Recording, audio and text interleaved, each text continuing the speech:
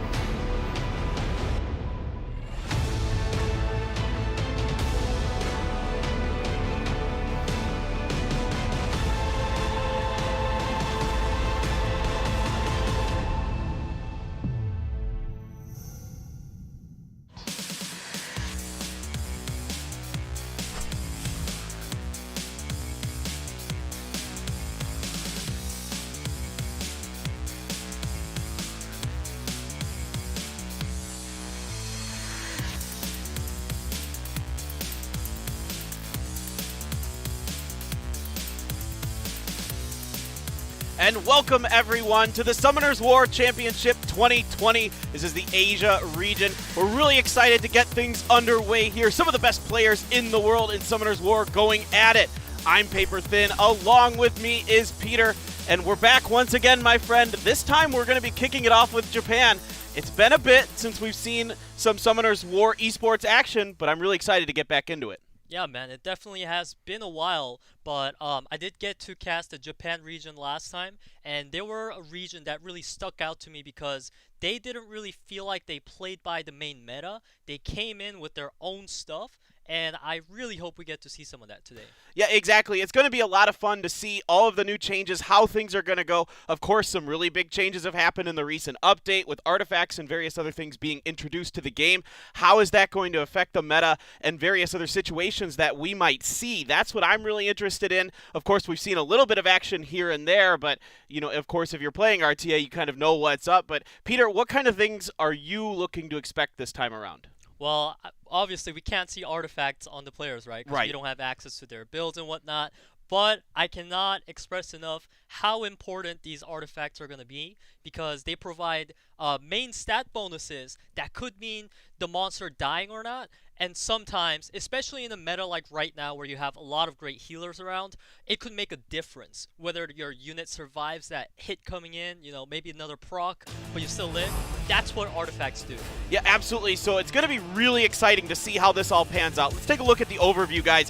The dates starting today, August 29th, and then we go into November here in 2020. Total prize pool, $210,000 USD.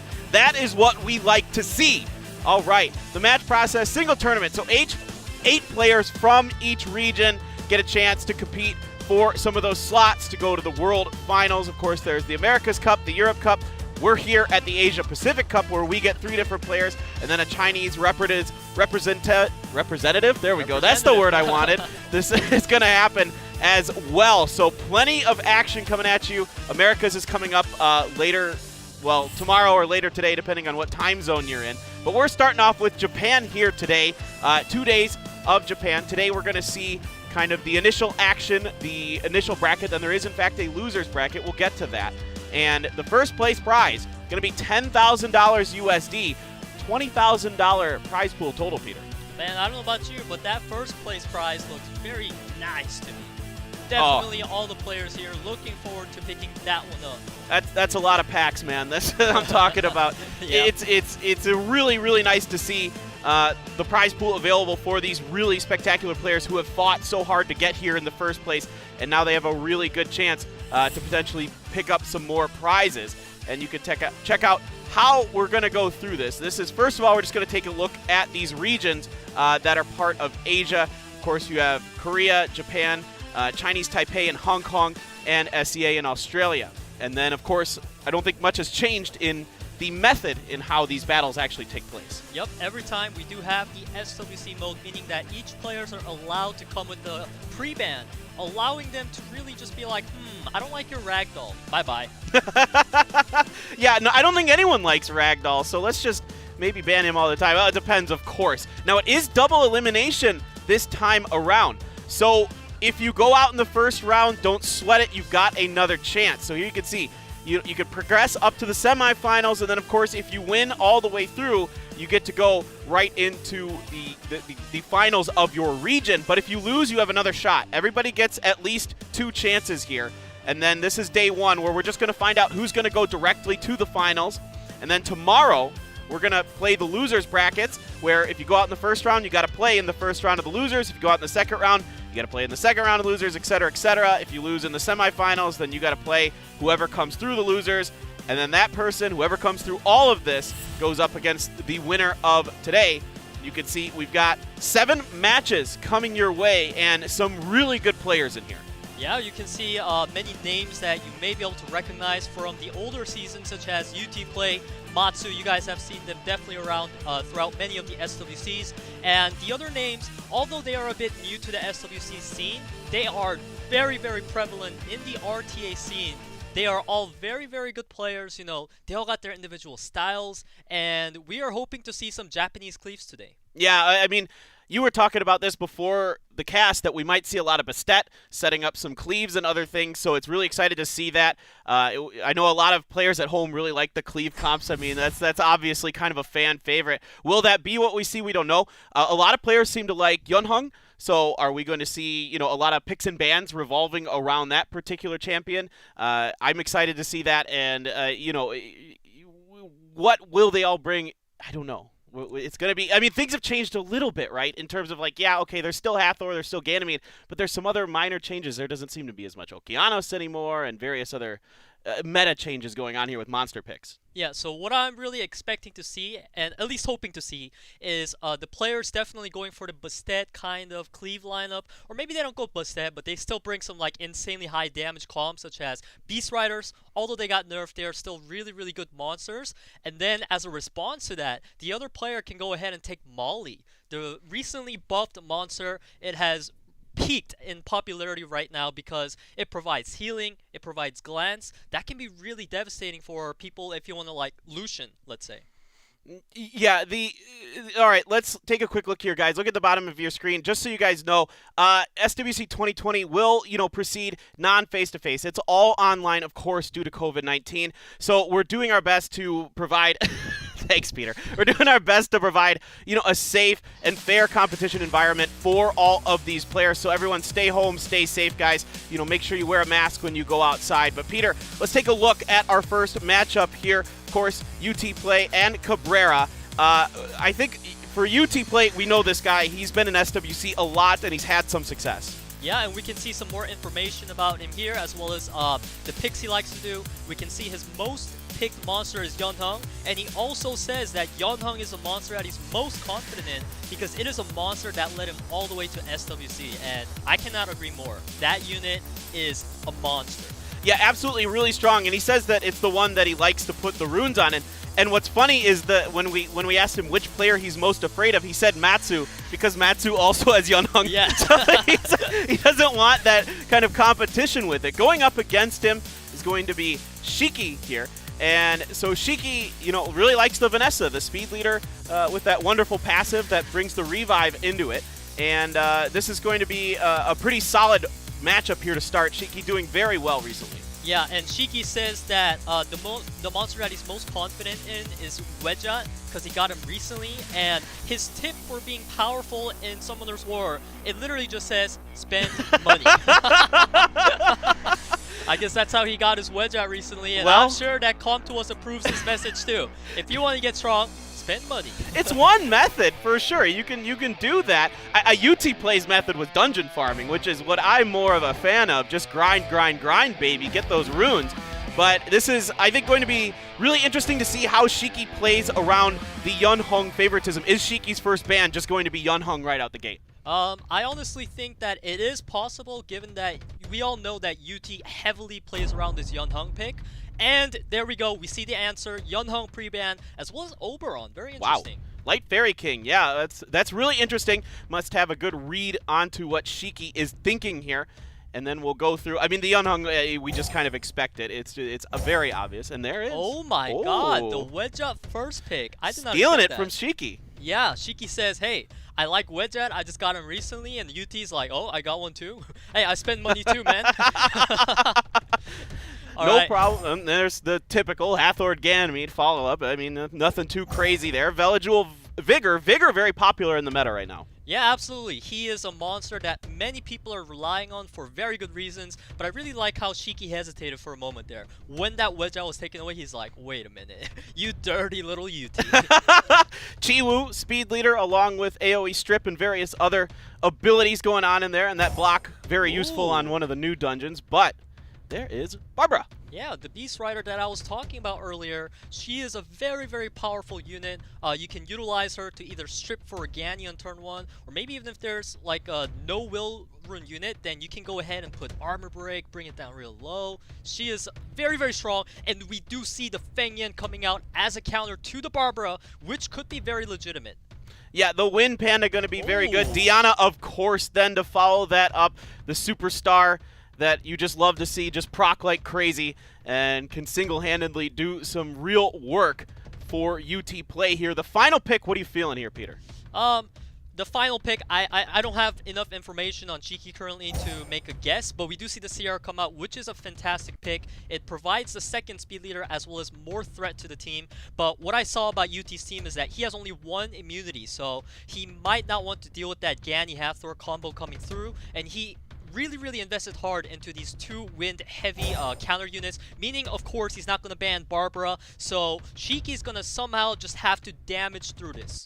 Yeah, so the Hathor is going to be the ban there, as you kind of expected. He didn't seem to have great answers, did UTPLAY for it, so double speed leaders, but Chiwoo still has that AoE strip, still very powerful, has the block as well, which I love because that's what I use to get through the Steel Fortress. So yeah. I really appreciate that, and we'll see how this one plays out. Up first. See that Chiwoo going first, and he's going for the strip, and he gets everything except the Diana. However, Diana gets attack bar, so it does not matter. If Diana transforms here, she is most likely going to get cut, so UT should know to shield up. Very smart. And now BURUBURU, she has the opportunity to reduce the attack bar. We can assume that it's going to be on the Velajuel. Does he land it? Yes, he does land it once, and the proc. Very nice. Death Break in there as well, so just going to follow up with that critical attack, do some pretty good damage to Velajuel. Here comes the Seal Magic. Going to reset the skills and then decrease the attack bar, going on to Vigor there. Yeah, very smart move by him, because he knows that this Velajuel is very low. He's going to try to just go ahead and bomb it up, and he doesn't even detonate because he believes in his speed. He knows his team is going to move before the Velajuel, but however, it seems like the Velajuel is faster than Sierra, meaning the Chiwoo might need to land a sleep here, and he does not. Wow, this is huge right now. All right, there you go. The immunity reset, and Vigor going right in there, gets the proc, and get out of here, Sierra. Now we're going to focus in on BURUBURU next. Yeah, that miscalculation by UT on the turn order really cost him there, because if he detonated the bomb, there would be no immunity. And now that it's all up, things are really looking good for UT. I mean, sorry, it's looking bad for Shiki. I got it messed up. That's okay. Yeah. No problem at all. Now, BURUBURU very weak here. Chiwoo trying to get it. Gets the shield. Does not get the immunity there. And now Vigor coming in, and that is going to proc the passive here for Barbara. Switches into her Beast Rider form. And let's see what she's got still. They're not nearly as tough when they're in that form, but they hit pretty hard still when you're in that passive. Yep, they do hit hard, but we can see this Werewolf Fighter. He is so tanky. He does not care about that damage coming out of the Rider. So UT's just going to go ahead and pretty much auto his way through because I don't see a way for SHIKI to come back. Yeah, there's still plenty of sustain here available for UT between the Diana and the Vigor. The Panda as well has sustain. Everything left on UTPLAY Steam has sustain. And like you said, he can just kind of, you know, play this one patiently, go for it, transform back in there, and get the additional turn and just go for the crit, and that's going to finish off the Ganny, and that's going to be it for our first game. UTPLAY takes it. Yeah, UTPLAY, he knew what he was doing coming into this. He had only one immunity option, so he's like, alright, I don't want to let Ganny Hathor through. I don't need to ban Barbara at all because I have enough threat to deal with her. And overall, just very nicely played by him. Yeah, really well thought out here for him, and I mean, the Vigor is so strong, he's so tanky, he also heals, and he has that speed buff as well, correct? Yeah, he has so much utility on him, which is why he is an absolute powerhouse of a unit right now. Right now, SHIKI really needs to think about, that match went really, really bad. If I draft the same way, it's probably going to go bad again. So I expect him to come in with a different strategy this time. We do know he's going to have Oberon available, but it also means that UT has Yeonhung. Right, exactly, because you can't ban the same monster 2 times in a row, of course. So this time it's going to be Wedjot getting banned by UTPLAY. Since it's going to be SHIKI's turn to go first, he doesn't want to see that Dark Horus coming out.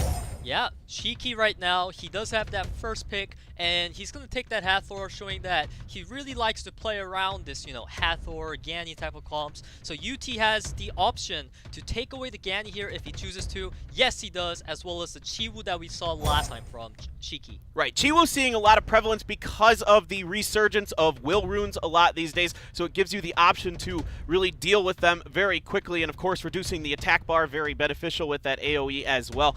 Fran coming in next here, the perennial versatile unit is Fran, just so good all around. And there's an Okeanos. I said we kind of maybe had seen him follow the meta. Maybe I was a bit off. Yeah, I don't know what perennial means, but I get that Fran means useful. A lot. Yeah, that I get. So right now, SHIKI, he has a very CC heavy lineup.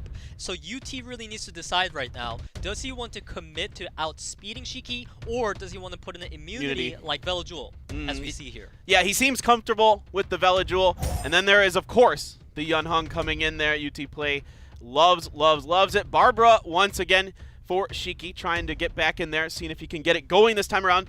What will be the response here from UTPLAY? We saw kind of the Panda go. Oh, there's Daphnis. Yeah, I really like that Daphnis pick here because we saw UT. He went for a wind heavy carry last time when he was up against the Barbara. But now SHIKI is saying, hey, I got a Daphnis in here. If you want to pick Diana, then bring it on. Yeah, this is really smart. It really counters kind of a couple of the options that UTPLAY was thinking about, and that's why he's taking a little bit more time this go around. See exactly what he wants to do. Is it going to be some kind of Watermon to come back, or has he got another ace up his sleeve? He's just going to go for the Diana. Yep, Diana again. So we could see a Daphnis ban here, but I don't really think so. He might really just ban out something that is either a speed leader or something that might risk him not getting the first turn, because he does have the Chiwu Ganny combo to deal with the red Fairy King, Daphnis. There you go. So both the Fairy Kings going to be banned out here for game number 2. And again, this is a best of 3. So SHIKI on the line, and UT looking to close this out and move forward. Speed leaders both going to be picked, of course, as we get into this one. Who gets to go first? I'm going to assume it's UTPLAY. Well, he does have what it takes, right? We know this guy, he has insanely fast runes. We know that Yeonhung's going to be on crazy fast Bylon as well. And we are correct, that Chiwu will be getting the first turn here. And he really needs the strips to land, or will he save it? Nope, he decides to use it, but he misses the Fran. So now Yeonhung has a chance to redeem Chiwu's mistake. What is he going to do? Will he strip? Will he give the attack bar? We are about to find out. Skill 2 doesn't hit. No strip with it. Here comes the Fairy Blessing. The immunity is up. Now there are 2 immunities up here. Do you go? No, you don't. You go for the strip, you go for the 2, and you get it. You hate to see that happen. It happens very frequently, it feels like. When you have a Hathor against Velodual, she strips and then procs. And now we see Oki just going for the reset here. Very smart move. It's going to make this Diana a sitting duck pretty much for 1 turn unless she procs. All right, she gets the crit, does not get the proc though. And now we're going to get the Death Break on top of her. She is in very much trouble right now. Yeah, this Okeanos we can see is on the crit damage build. That armor break landing from SHIKI was so crucial in terms of getting that Diana down. But one thing to keep in mind about UT's team comp was that even if he landed all the strips, he wouldn't have had anything to follow up really. So it didn't really matter. It feels like SHIKI just kind of outdrafted UT in this game. Yeah, absolutely. It's looking pretty dire right now for UT, just trying to get that Yunhong focus down, everything being put in her direction. The rest of her skills. Oh, she procs here. Yeah, there's a proc. She needs 1 more turn, and then she's got the heal up. But is she going to survive before she gets a heal up? Because this Barbara is kind of just on the loose right now. She can do whatever she wants, and she hits hard. Yeah, and she's getting a lot of turns, of course, because of those abilities. It just wipes Yunhong off the floor. That's going to be it. UT taps out. SHIKI taking it back. And we're going to go to game number 3. So we see the opposite of round 1 there. In round 1, Barbara was pretty much cancelled out by the Fengyan and Diana. However, this time, the Barbara just completely manhandled UT's team, landing the armor break on Diana, doing enough damage to kill Yunhong before she heals up. This was a very, very one-sided match for SHIKI. Yeah, definitely that one went very different that go around. Now let's see how UTPLAY is going to adjust. I mean, if you're SHIKI, are you really even that scared of the Yunhong this time around? In fact, no, you're going to go right back to the Sierra ban. Oh, excuse me, you can't. That was last round's ban. What are you going to go to? Are you going to go back to the Yunhong? You dealt with it pretty well. I mean, if I was SHIKI, I would pre-ban Yunhong just for because? the ban. Fair enough. I get it. And is UTPLAY going to try that same strategy where he first picks Wedgeot this time around to keep it out of SHIKI's hands? We'll find out. Same pre-ban, so Oberon and Yunhong out once again. So same as the first round. Is it going to repeat once again with that first pick from UTPLAY?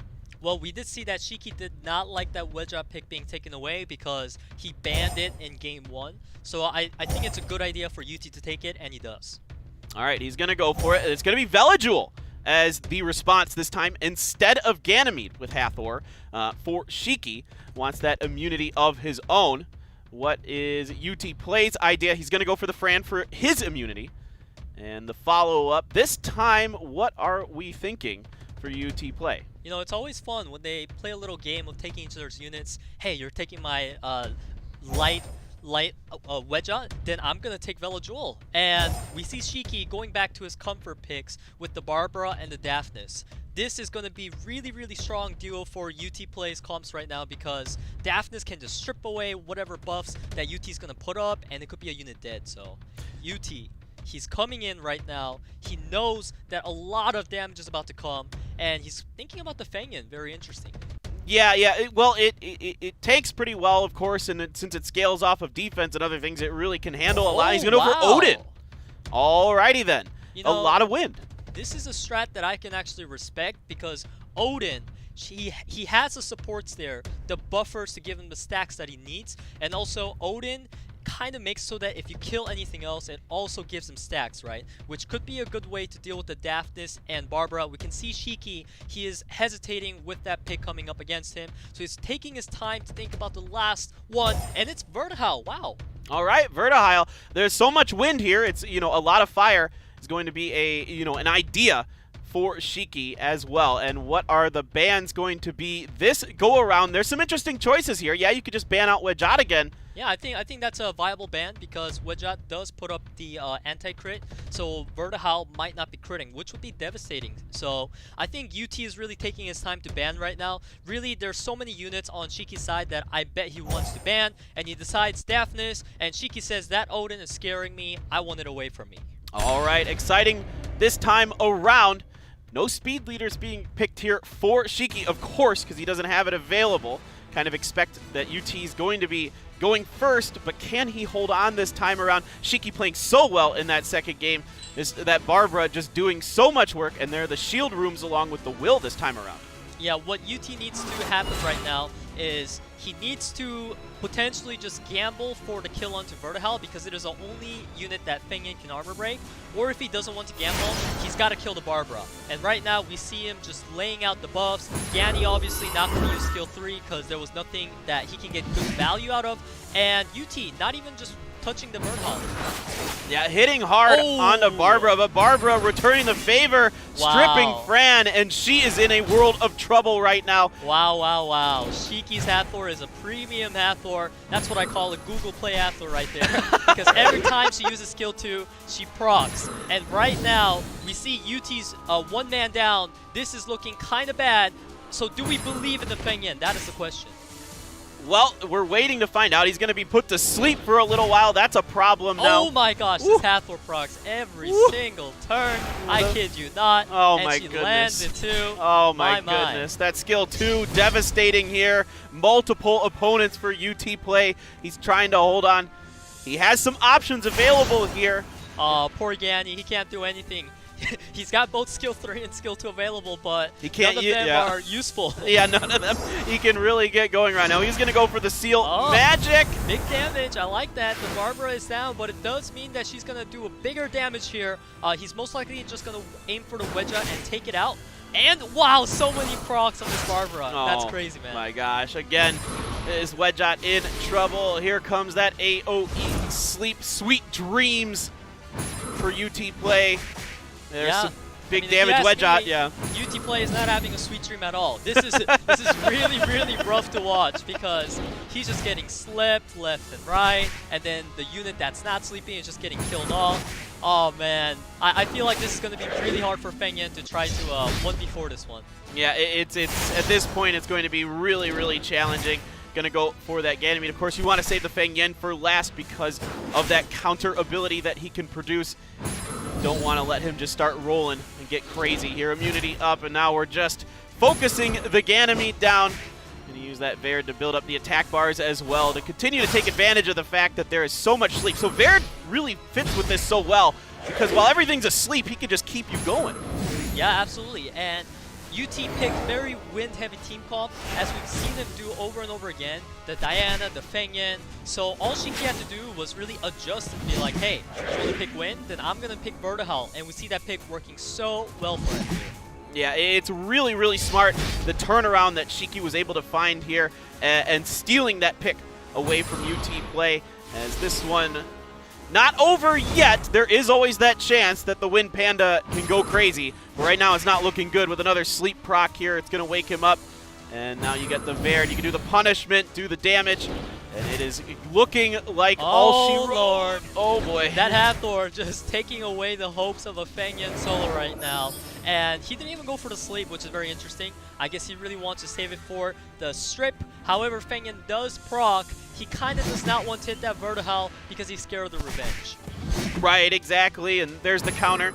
Of course, with that buff being on him, the immunity up here so you can't get the attack break, and the sleep comes through this go around, and now the Verd's going to come in, and that is going to be game. SHIKI takes it 2-1. Yeah, that was really, really well played by SHIKI, I gotta say, because in the first game, we did see him struggle against UT's response, the lineups of heavy wind, but I feel like in Game 2 and Game 3, SHIKI really adjusted around that, and he was like, you know what, I don't care about your wins, I have so many threats on my team that you can't just pick one thing to ban and, you know, be comfy with it. Yeah, exactly. SHIKI, especially switching over to the fire heavy stuff, recognizing that UT, his tendency was to go to the win. It was a really nice turnaround there after UTPLAY won that first game and even beat the Yunhung the time that we got to see it, the very one time. And then even with Wedjot being taken by UTPLAY in that third game, he didn't even have to ban it out, and he found a way around it. Yeah, I mean, SHIKI, we saw him say that Wedjot is one of his favorite monsters, and we also saw from UT that he obviously has an Oberon. So it's kind of sad that we didn't get to see his, you know, shiny toys, so to say, but even without them, SHIKI showing that he has the brain power. He knows how to corner his opponents in the pick and ban phase, and I really admire that. Yeah, it was a really, really fun, smart first game. Let's take a look here at the result. Of course, SHIKI gonna take it with the comeback in the final 2 sets over UTPLAY.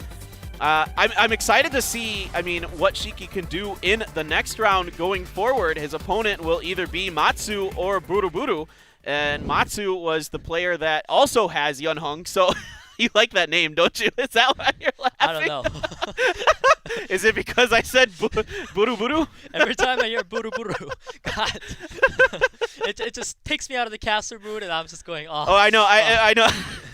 It was kind of funny. We were talking about it beforehand, and then there's also like in Japan, like the noise you make when you get like zapped with electricity in English, it's bzzz, you know, but in Japanese it's biribiri.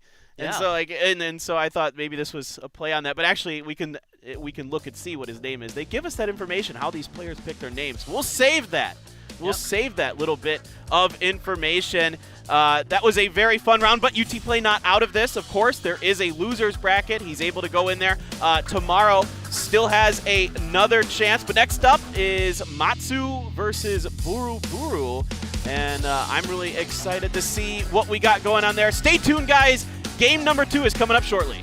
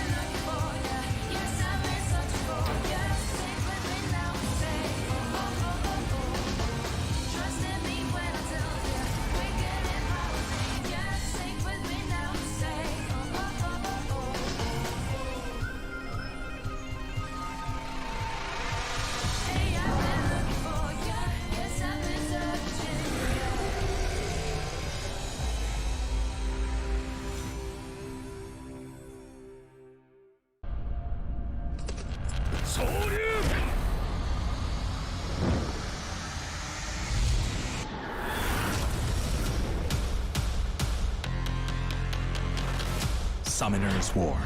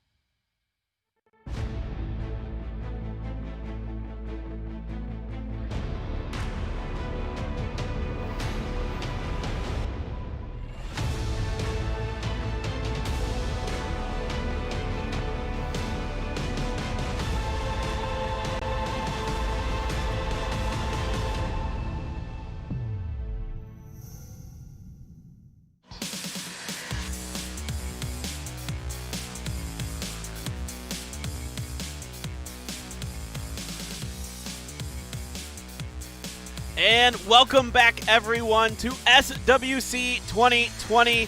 This is the Japan qualifiers for the Asia region. Coming up next, we're getting right into it, Peter, and I'm Paper Thin. This is MATSU versus BURUBURU. Yeah, we see Matsu's profile right here. He has been into many SWCs, as you can see, and his rankings are very, very high, all within the top 15. His most picked unit, the Yunhong, just like UTPLAY, and some supports to go along with it, it seems. Yeah, it looks like some Vanessas, some Velajoules. He also is starting to favor the Barbara back in Season 12, Triana as well. So this is, you know, a guy who likes to get the support units going around some kind of comp that he has. And it's not too surprising with Yunhong that, you know, you're going to want to use that.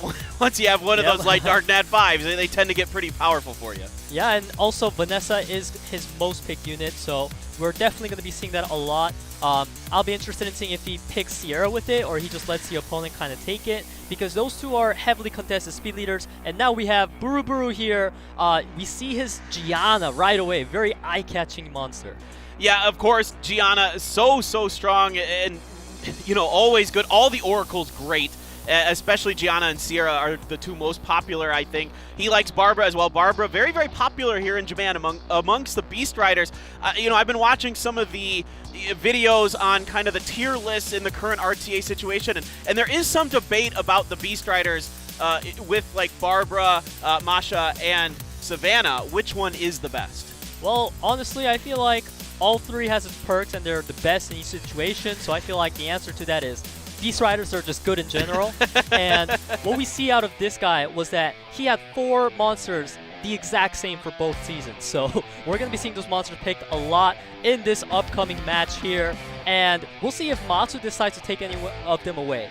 Yeah, he really seems to be very comfortable in the double Oracles, along with a couple others, Ganymede. And we'll see if he's allowed to get any of that. Will the first ban indeed be one of those Oracles or Come on, it has to be a Gianna. I think so. Yes, I think so. I think it has to be in the Yunhong. I mean, we pretty much could have guessed that based on what these two players like to do, that was going to be these bans. Let's see what the follow-ups are here. You know, Chiwoo and Daffy kind of popular now because of the AoE strip. Is there anything else? As Sierra first, of course, makes a lot of sense.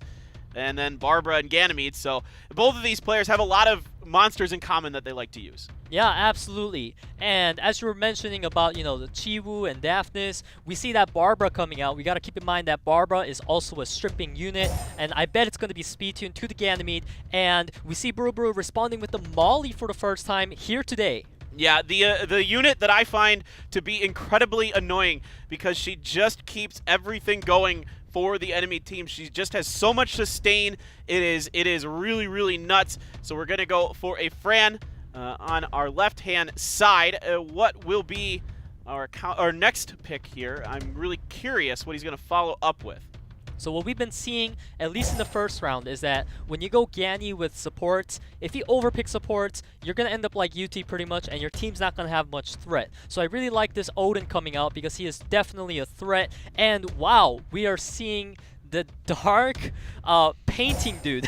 I forgot his name. I think it's like Mookwall, something like that. And a sniper coming out. What is that? Is that a wind sniper? I can't really see the color on my screen right now, but it seems to be a wind sniper. And this is the first time that I've ever seen this unit being picked whatsoever. MATSU just gonna pick the Okeanos, and I bet you he's clicking on the sniper right now, reading the skills. Okay, so what's interesting in BURUBURU's player profile, he says his playstyle is spontaneous. He likes to do things that are kind of unexpected, and that's what we're seeing here right now, Peter. Yeah. I didn't think in a million years I'd see a sniper in one of these matches.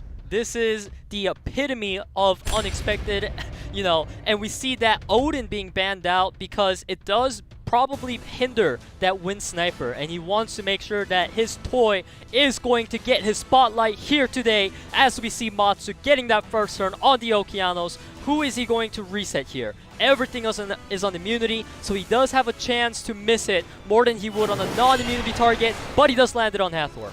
Okay, so we're picking the Dark Artist to give some protection and give the threat. This is some mad synergy right now because the sniper is in a preparing position and he just put a threat state on it, meaning that Matsu has to hit that thing. This is a very, very interesting combo. Yeah, exactly. Also, the Dark Artist has, the Art Master has an AoE cleanse. And, that is a heavy hit for attack break, man. Oh boy. All right, there we go. And now we've got the glancing onto that sniper. That's not what the sniper wants, of course. And here comes. Come on, Matsu. That's lame. That's lame. Show me more of this sniper now.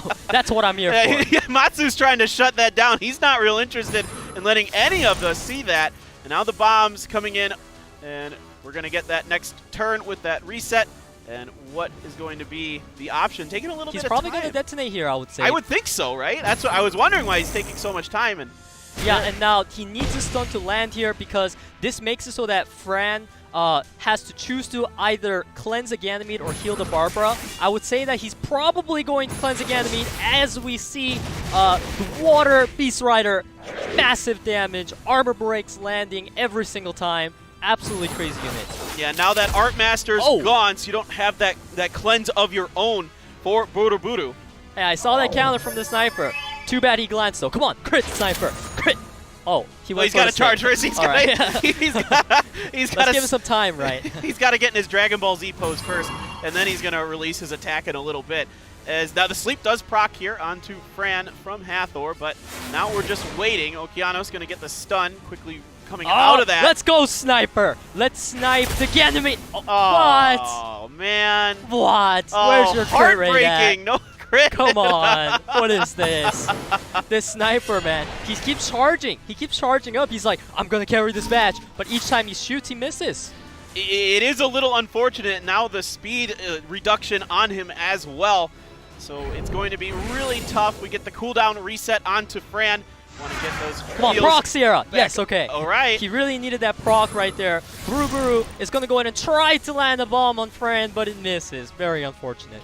Oof, yeah, the resistance too strong there for the Fran.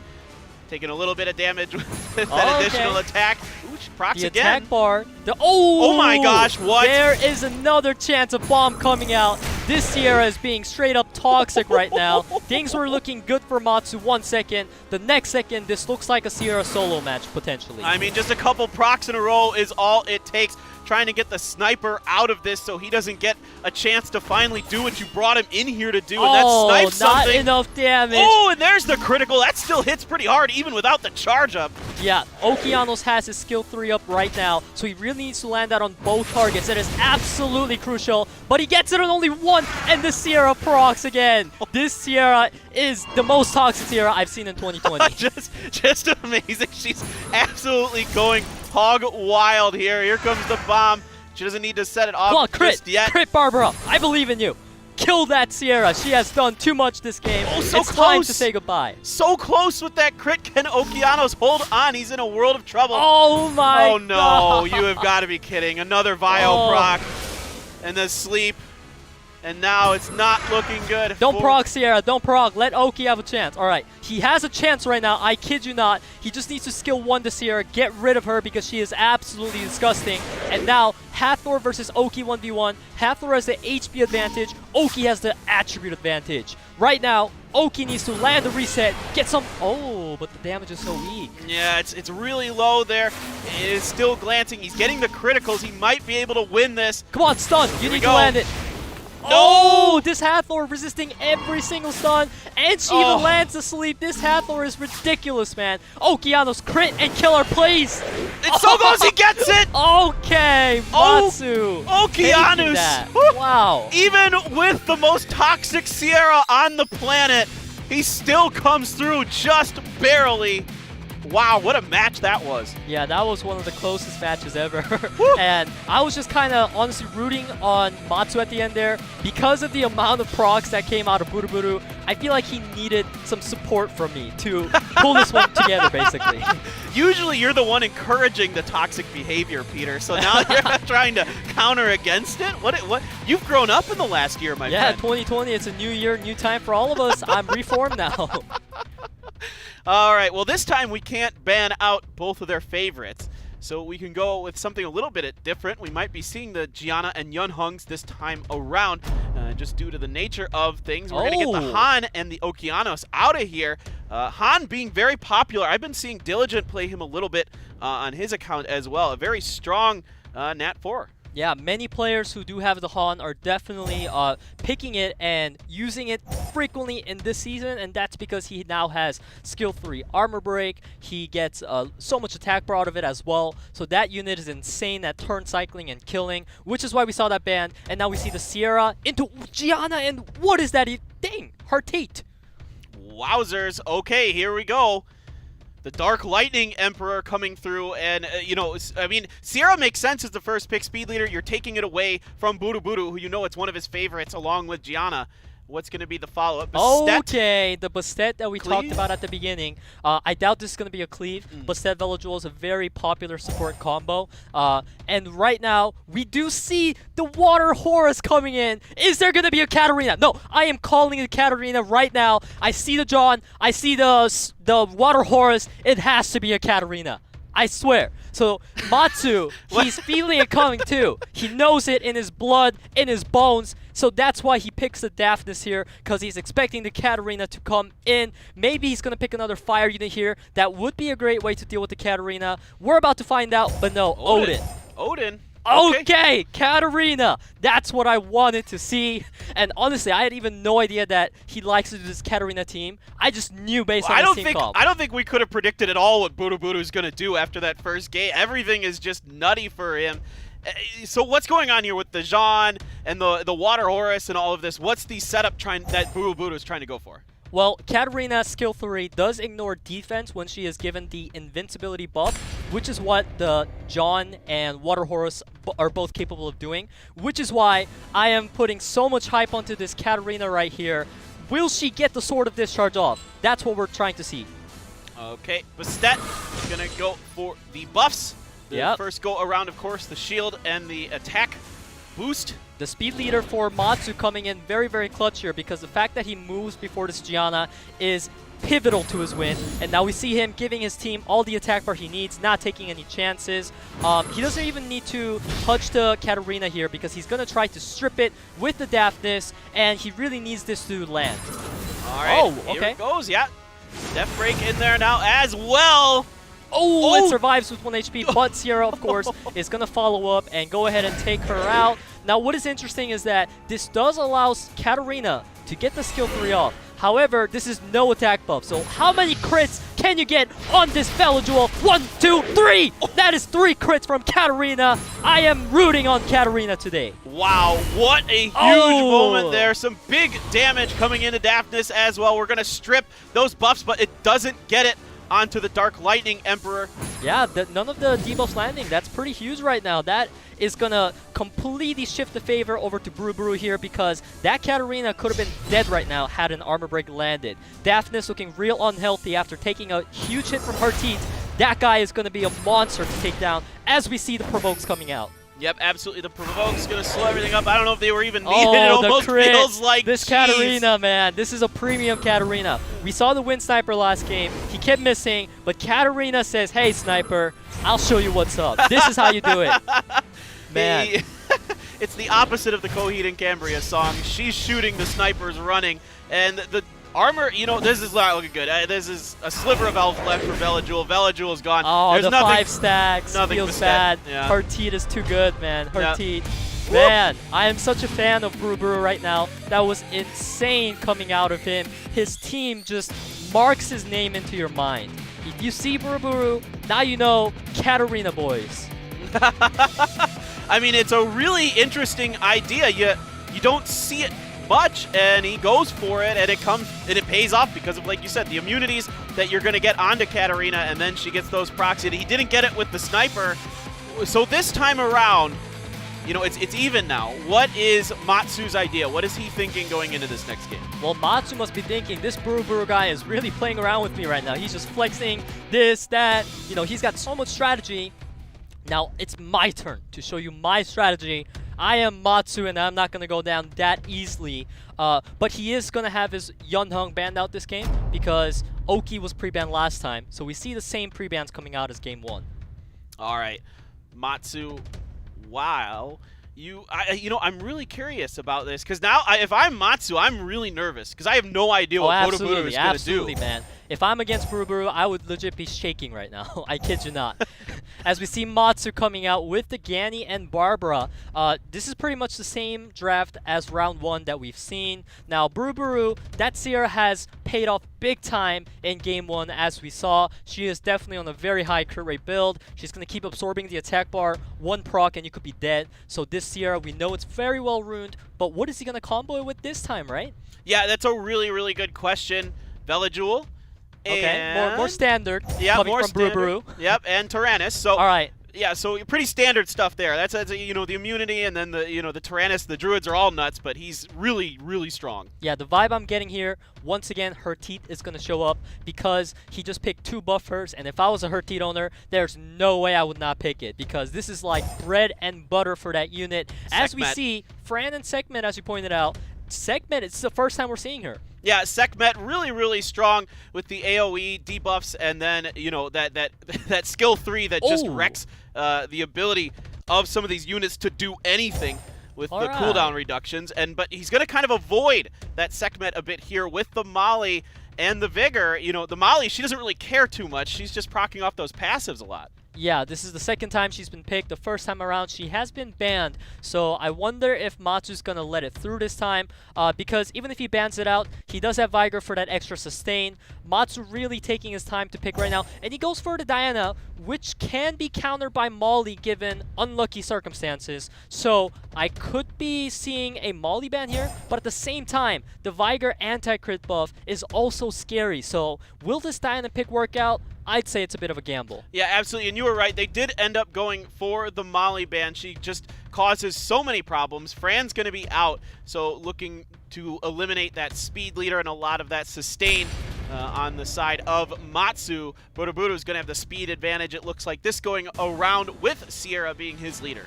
Yeah, absolutely. We see BURUBURU with that speed leader, so we'll see if he is fast enough on this Veloduel or even the Wolf. Damn, this Wolf is so fast. However, it cannot really do any skill 3 right now, so it just chooses to go for skill 1 instead. And we see this Barbara is insanely tanky. Yeah, really, really strong right now. Oh, God. It's okay, that decent. strip is so important because it allowed Yanni to do the reset onto the Veloduel, and no immunity into segment is brutal because that skill 2 can really mess you up. All right, here we go. Glancing hit down. Are we going with the shield, or are we going to transform here with Diana? Sierra can definitely cut in here, so Matsu would need to be really, really confident in his tuning. As we see him go for the safe play, which I do agree with. Going for the stun on Viger is definitely going to be helpful, but he did not get it. And now Segment, there are many targets for it to reset right now. He's thinking about which one's the most important, and it's going to be Sierra. Yeah, I think that's absolutely the right play here. You want to reset her. You don't want those bombs coming in. And you might have watched that previous match where Sierra went absolutely hog wild with those procs, and you don't want to see that coming into play again. Stun coming through on to Deanna, but there's still the shields up, so nothing critical. Do we go for the heal and the speed? Yeah, we do. Oh, he has a chance to armor break. He's going for it, but he misses because of the glancing. Oof. Yeah, not quite getting through. This Barbara really tanky. A lot of resistance and hit points going on here. Yeah, absolutely. And that armor break not landing means that the Veloduel and Viger can no longer dish out massive damage, so he's really going to have to rely on Sierra bombs right now. We know she has it up because she's been getting so much attack bar. I would assume that he would place it onto the Diana as she gets a violent proc here. If he transforms, the Sierra can place a bomb on it, so I doubt he's going to do so. He's just going to skill 1 the Viger, and now this Diana's in for a world of pain. All right, and the resist again from Barbara, coming through with the bomb onto Diana this time around. Oh my gosh, here we go again. Flashbacks to the Sierra. Oh my gosh, it's horrific. All right, here we go. The AoE debuff coming down, and that is a really nice one. Death breaks all around. Oh, another proc coming up from Viger as well. That anti-crit is going to really help out with keeping his units sustained. Of course, given that Barbara doesn't strip it. Right, exactly, and now we're waiting. Barbara gonna go for it. Ah, she didn't strip it, but she still crit 2 times. That is definitely a dead Veloduel. And Diana obviously just gonna go for the shield up. She can't transform there while the bomb is on. Sierra, you really gotta hard carry this right now. BURUBURU is counting on every single bomb to land.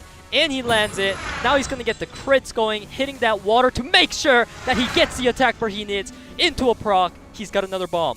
Wow, this is the most, like you said, the most toxic Sierra we have seen in a while, and we get the Tyrannus to come through and bring that Veloduel back to life now. Is bigger. Oh, the armor break. Yeah, and there Once you go. Once it lands, the Beast Rider's gone. She doesn't have the sustained ability to take an armor break from Viger. And now we see the bomb coming out of Sierra. He lands it this time as well. He's just going to go ahead and auto-attack this Beast Rider down into another proc. BURUBURU, teach me your Sierra secrets. I need to know. It's just amazing. Everything going his way with this Sierra. This looks like what you might have wanted to ban instead of Gianna, I guess. The bombs continue to land. The Diana is out. Not looking good for Matsu. Yeah, Matsu has bombs on every single monster on this field. He's got no cleanse, so he knows this is pretty much over. But he's not giving up yet because he doesn't want to just, put up the surrender flag. He wants to lose at least with dignity. Yeah, skill resets onto Sierra again, but that doesn't seem to matter as she just keeps getting to go no matter what. You're going to come through there, get into, and then the bombs go off, and bye-bye deafness. Here comes Vigor, and it is going to be a surrender, and it is going to be BURUBURU with some really intriguing, unique play coming through with the win. Yeah, I feel like honestly throughout every single match that we've seen from him, we've seen a different strategy each time. And all I can say about this guy is if you take away his crazy cleave comps, he's just going to bring in his Sierra. And we can tell that his Sierra is very well runed. She was just absolutely carrying the games that she participated in pretty much. What a scary guy, man. Yeah, he's really, really scary. This is the kind of players I like to watch who come up with unique and interesting ideas that you're just not really expecting to see. Some things that are off meta, and some things that are really off meta, like the sniper into the Dark Art Master, trying to get that combo to work. It didn't quite pay off that time around, but still What a fun matchup to see there. And now MATSU, I think, seeing maybe the two favorites here in these first two games, UTPLAY and MATSU going down.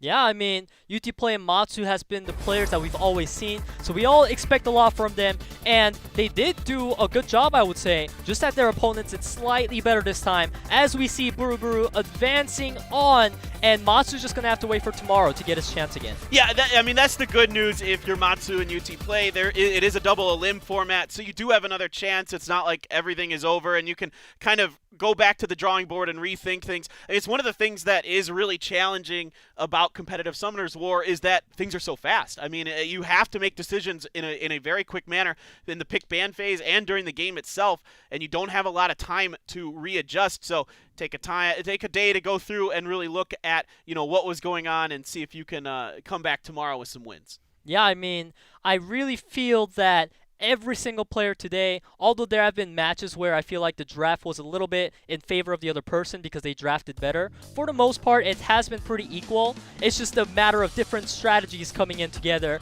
and we have seen so many different ones today that I'm just really satisfied right now. Oh, it's been nuts. I mean, it's been a lot of fun to see the kind of off-meta stuff going on here with the Japan region. Guys, I think we are ready to take another break. We still have 2 more games coming up in these early stages. Stick with us. Summoners War 2020 continues on. We'll see you guys soon.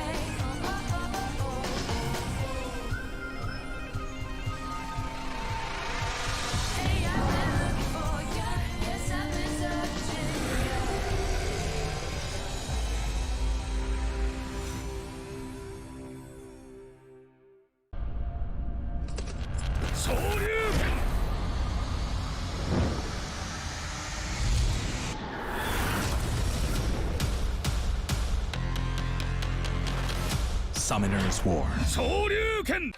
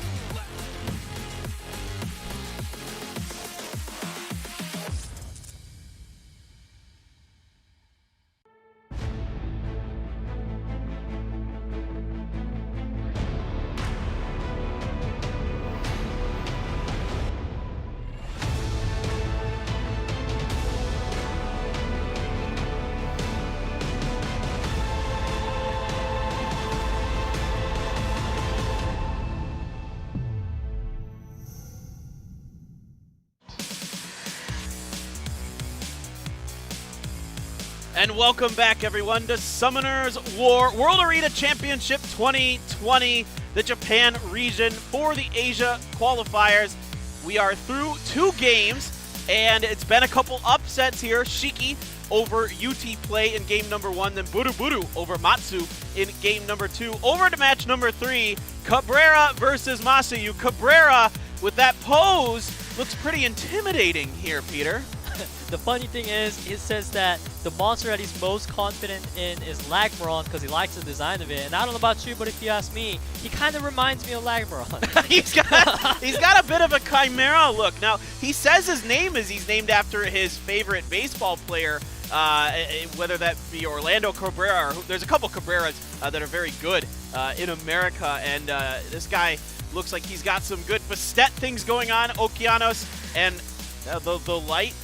That is Gemini, which is going to be a stripper, AoE stripper for his team, really enabling the Okeanos as well as the Savannah. Now, what's really interesting to note about this guy is that he doesn't have a OP LD monster in his deck, but he will try his best. That is what he said, and we can see that clearly in his deck here, meaning this guy relies only on his brain power and rune power. I respect that. Or just some Lucian fatness, maybe. We see that at the end. I know that would make everyone happy, but yeah, absolutely this guy can get things done. Over to MASAYU, and he's got some interesting picks as well. He's another Bastet fan and Lucian fan, so I mean, Bastet, we're going to see some either just straight out banning or some, like, you know, first picking with her, I suspect, but he likes the red ninja.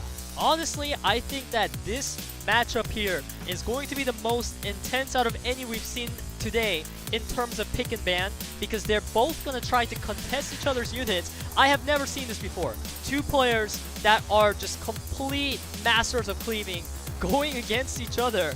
Bastet is definitely going to be maybe a pre-ban, you know, picking against each other. So I do expect that they might have Megan ruined up because Bastet is not available most of the time. Oh, Megan, of course. Yeah, that makes a lot of sense. What's interesting to me here, Peter, is like, if they both just kind of like ban out the cleave stuff, then what do they do next? It feels like I don't know what they want to do. It's going to be really interesting to see if they can't do their cleaving, what exactly they're going to go for. And Yeah, we see a Fire Brownie ban coming out, which is a very good ban because this monster, we did see that MASAYU really likes to rely on it, so he says, you know what, I'm gonna go ahead and just pick up the Bastet here. And to be honest with you, I can't even make out what the other pre-ban is. It looks very hard to recognize. Yeah, it looks like a Fire Griffin, honestly. Definitely is. And then, you know, Okeano Sierra, very kind of standard pick here on the left, and then, yeah, it looks like the cleaves. That's what we're going to go for. Yeah, MASAYU sticking to what made him get to SWC, going for that Lucian cleave. Tableau is also a very strong unit, so now he has 1 speed leader and 2 units on really fast Swift runes. So we see Cabrera. I am not going to lose to you in speed, man. He goes for the double speed leader. Once again, 2 units that could definitely be on Swift runes. This is all about runes right now. Who's going to go first and who's going to not get unlucky? Speaking of speed leaders, here comes Jameer in next. And then the Demon as well, the Wind Demon. This is crazy. They are desperate to go first. Yeah, this Wind Demon, I assume it's going to be runed on Swift, and it's also going to be a good pick into the Samoth here. Very, very interesting lineup coming out of MASAYU, and by interesting, I mean scary. This is really, really hard to look at, and we see Cabrera coming in with the Savannah because he already got his 2 speed leaders. He may as well pick a hard counter unit, right, that can really carry. Yes. And now, it has to be speed leader bans coming out, or if they know information about each other, then they're gonna have to ban each other's fastest Swift, right? Exactly, and you know, Savannah, very, very, very powerful. She gets to go first. She can, she can AOE buff your entire team, and there are your bans. Of course, Bastet, I think that makes a bunch of sense here. That's just too scary to let go through for one of these cleave teams. Yeah, so we must keep in mind that Lucian will not have attack buff, meaning that his amputation magic is not going to wipe everything on the field.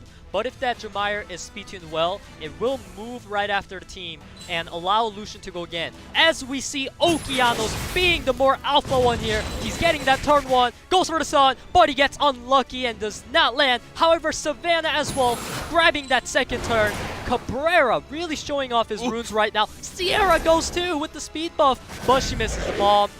However, Lucian dies anyway. Yeah, Lucian's out. He just got manhandled. That go around, and we're coming through with the AOE, and it does a decent amount of damage. It gets a stun as well, and those will runes proving to be powerful on Jameer and the Wind Demon, but after that, it's just falling apart.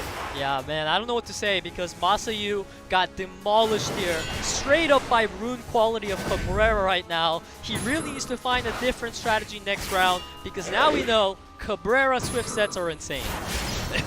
They're so fast. And here you're going to make matters worse. You get the glancing on there. It can be cleansed by Jameer here. And now we're going for the bombs. They land. That Demon in a bunch of trouble. They are going to proc through and bye-bye. Yep. Sit down. This is basically Murder, She Wrote. That is a dead Demon no matter how you look at it. MASAYU, he's just stalling time right now to figure out what he's going to do in the next draft. Cabrera takes the win. That was possibly the most one-sided match we've had here today. Oh yeah, that was over from the first 2 moves. And I like Cabrera picture coming in. He's sitting there with his arms crossed, shades on, like, He really looks like he belongs here. I mean, he looks like, yo, what are you guys gonna do? I can beat you up in real life and in a phone game. Like, what do you want? Look at him again. He's like, what you gonna do, boy? What you gonna do? A huge baseball fan, I assume, since he named himself after a baseball player. But yeah, he loves speed runes, and he said actually his favorite way to play Summoner's War is to get 4 speed power-ups when he powers up his runes. So definitely he has a lot of those around because we saw how outstanding his speed was on every single unit throughout his team. And this time we do see the Okeanos ban coming out. Okeano was absolutely the fastest unit that Cabrera had on his team. So this is a very smart ban coming out of MASAYU. And now Cabrera responds by saying, hey, I'm going to take Bastet first this time, and you're going to have to rely on the Red Brownie. Yeah, exactly. And so it looks like this time maybe Cabrera going for what he wants to do, kind of probably maybe going to look a little bit similar to what MASAYU did last round with the cleaving attempts, but we'll see. You don't have to necessarily go for that. Well, the thing is, right, we saw last game, how insane that Okeanos was. It absolutely has to be on some crazy 210 plus speed Swift set. And now he has a Bastet in here as well. How far does his rune depth go? Does he have another plus 210 Bastet? Does he have a 210 Triton? I don't know, but this guy is scary. That's all I know. You're making my face very sad right now when you're talking about these rune sets, because they could be really crazy. Whoa, a couple interesting picks, though. I'm sure the viewers relate to you on that paper. Yeah, no, yeah. All right, and as you pointed out, like we saw, we're seeing the Kabila pick here, which is one of the faster units in the game. She does have a really nice base speed. MASAYU basically saying, hey, I don't want to lose to you in speed this game, but Cabrera, Mr. Cabrera, another unit on Swift set. The Fire Griffin comes out, and the reason why he is utilizing this is this unit's base speed, I believe, is even faster than Kabila, which is going to be key in points of who's going to get first turn here. And we see MASAYU with the last pick kind of just giving up, being like, alright, I lose in speed, man. I'm going to try to let Laika counter your cleave and have him solo. Yeah, and then there's that AoE attack speed slow as well coming out from the Fire Griffin. So he really just wants to set the tempo, does Cabrera. He wants to really just get in front of whatever MASAYU wants to do. And this is such a fascinating battle because it is just all about speed. There's no, obviously there's some other things. There's some subtleties going on, and Bastet going to be banned. You want to eliminate that huge buff that you can get going there, and then you're going to ban out the Brownie, the Fire Brownie, and we'll see which one is actually going to go first. I suspect it's going to be Cabrera based on what we saw in the last game. Yeah, that could absolutely be true. What MASAYU needs to do to win this game is either get first turn or have this Laika solo. But we see the Spectra coming in with the AoE attack speed slow as well as silence. This is looking a bit bad for MASAYU. Cabrera, though, he has to somehow take down Laika. This is going to be a Laika versus the world, pretty much. Well, those Dragon Knights can absolutely take on the world by themselves. You see it from time to time. Okay, defense break coming in. Some heavy hits landing onto Sierra. Yeah, definitely. If that armor break 6, Laika, although he does have silence and attack break, he's gonna do a decent chunk of Sierra's health, and we'll see if this Laika's on violent or not, as we see Samet doing massive damage onto Sierra. Yeah, some man coming through. Oh, that is such a heavy hit. Woo! Sierra's gonna die to the dot before she gets the bomb off, which is good for MASAYU, but however, we must keep in mind that Vanessa is on the field, so he is gonna have to kill the Sierra one more time. He is being very smart right now by not touching Sierra. He wants to let her die naturally, and now he has another shot at taking out Sierra. Yeah, he had to save that turn. That's really smart here. Glancing hit onto Spectra, but that doesn't matter too much. Going for it. The dot got resisted. Get it? Oh my goodness. Yeah, that dot not landing was actually pretty huge because that could have shut down Sierra's proc potentials, but right now, she's just going to go ahead and lay out the bomb onto the Laika. He's going to go for the attack bar because he has the attack bars calculated. Sierra's going to get a turn, and now Spectra, will he kill the Samet? Because he is going to take a lot of damage from Samet right now, and it could even potentially kill the Sierra. Yeah, the passive comes through for Samet, and it doesn't get Sierra. The Sierra lives. And now we have him trying to land the silence. The Laika has been silenced all throughout the game, but finally he has a chance to do the skill that made him famous, Justice. All right, will the Justice okay, come he through? goes for He doesn't have to do it yet. Yeah, you can just finish off Sierra. Oh, the revenge! Oh, this is a vampire Laika solo, ladies and gentlemen. I do see the potential. He is countering every single turn. Will he do it one more time? Oh, wow, that violent proc! Now he's gonna go for the Vamp Life with the skill 1. The Vanessa is dead. This Laika is about to solo the world. Oh, I think this is about over here for Cabrera. It looks so Unless good. Spectra. Spectra, come on, Triton. You need to crit. Oh, wow. That is a lot of damage coming out. Man. Woo. It's close. I really believed in Laika solo there because he did take out the main threats on the side of Cabrera. However, even the supports of Cabrera's team did good enough damage to kill the Laika. This just shows how good Cabrera's rune depth is. Oh yeah, it's crazy how efficient he was, and that Spectra turned out to be very useful with that speed debuff. It lands on everybody at the beginning, and you think about if that Dragon Knight gets one more turn, then it's over. Or if something else, if there's one more turn there, and I think that is a big difference that comes from Cabrera. Not only does he get to go first, but that speed debuff allows him to get that extra turn he needs to set the stage for the win very narrowly. Yeah, you're absolutely right. We saw Cabrera, each time he brought something new, and each of those units were still faster than MASAYU, which is why, as you said, he was able to land all the speed debuffs, the silences, which allowed him to take that victory. Yeah, the silences are critical as well. Like you mentioned, not allowing that justice to happen from our Fire Dragon Knight. That was a fun one. It was a fast one, though. I guess we could have kind of expected that it was going to be a fast one based on the comps that we were seeing they like to play. So Cabrera coming down with the 2-0. But that was a fun. I mean, it's fun. I love to watch cleave comps. I really do. And we see right here, this is what happens, ladies and gentlemen, when you have a cleaver against a cleaver. Whoever gets first turn is just going to dominate the matches, which is why we see Cabrera taking the first 2-0 of this Japanese SWC preliminary. Yeah, actually, you're right. That is the first 2-0 we've got, and it was an especially fast one. And I think, you know, another guy. I think another guy that was probably the underdog in this matchup. I say this one was a little closer in my opinion when I looked at their profiles and kind of their history. But the other two were definite, I would say, upsets. This one a little more close in their abilities, but Cabrera coming through here, and the big guns coming out, the Chimera-looking guy. Yeah, I just had a thought right now in my head that we're gonna get to see Cabrera versus BURUBURU. This is going to be absolutely insane because there's one guy trying to cleave this dude by outspeeding him, and the other dude is trying to cleave this guy by confusing him. It's two different strategies at work. Confusion versus outspeed. What is stronger? Which is stronger? Yeah, this is kind of, it's actually a really interesting matchup. It's not like just like a Superman versus, like, I don't know, some other really strong superhero where they're just trying to punch each other harder. It's more like, you know, Batman versus the Joker, where there's more it's like muscle versus brain. It's more like a mind game going on in that. What a fun matchup. Although if we do get to see BURUBURU versus Cabrera, they're both going to have to win again or both lose, and then they'll go. But we're going to take another break, guys. Stay tuned. SWC 2020 Japan region. We'll be back shortly. Soon. We promise. Dude, that was fun.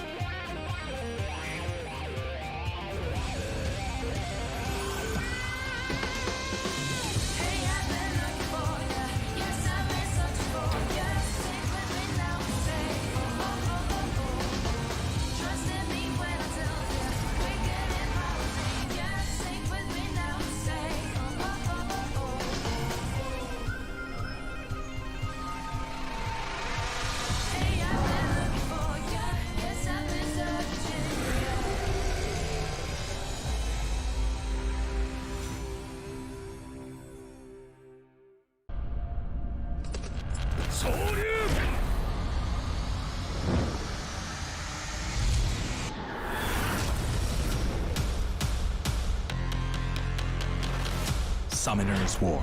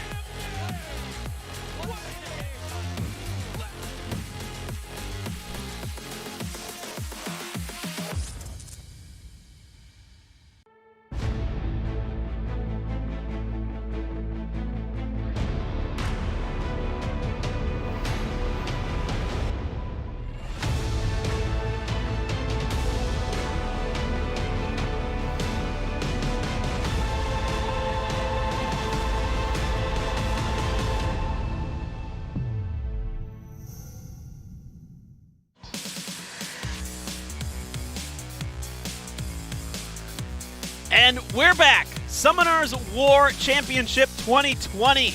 We are well underway, almost halfway through the day, the last match of the initial group stages here. And this is a really fascinating matchup, I think, in a way, in both of like personality and play styles here. Yeah, absolutely. We have Mahi coming in, his most picked units. We do see Nephthys there, and what I find interesting is that he did integrate the Jaeger into Season 13, so maybe this could be a recent pull, and he does have a tip for being powerful, what brought him here.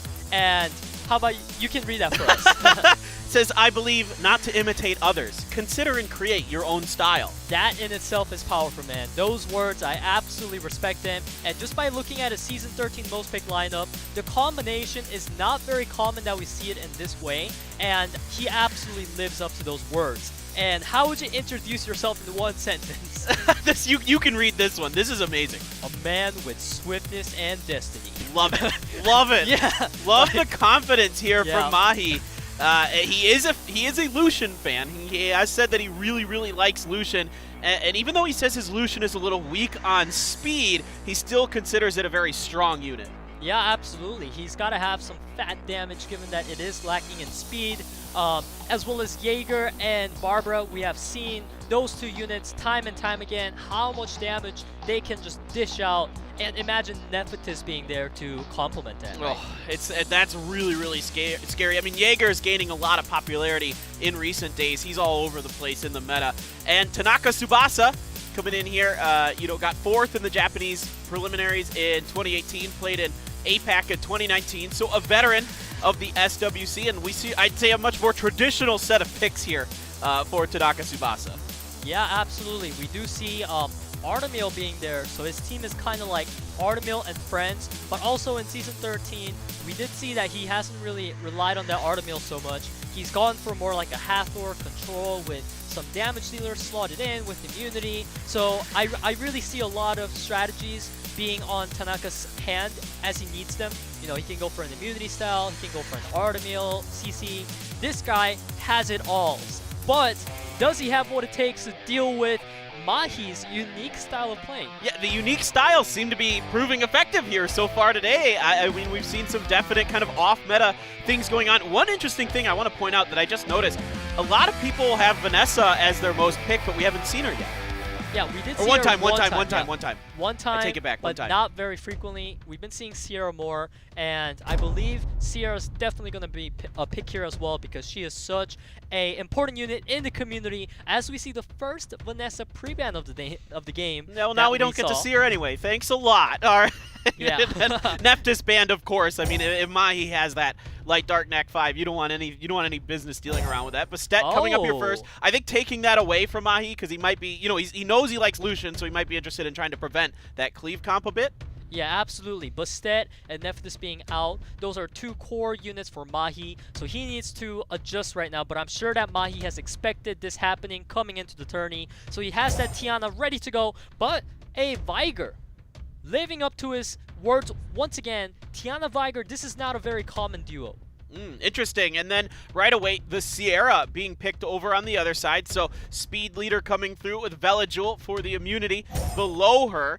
And what is going to be the counter pick here for Mahi? Yeah, Velajul Bastet was a thing that Japanese server players have originally started, and they are sticking to what made their claim to fame, so to say.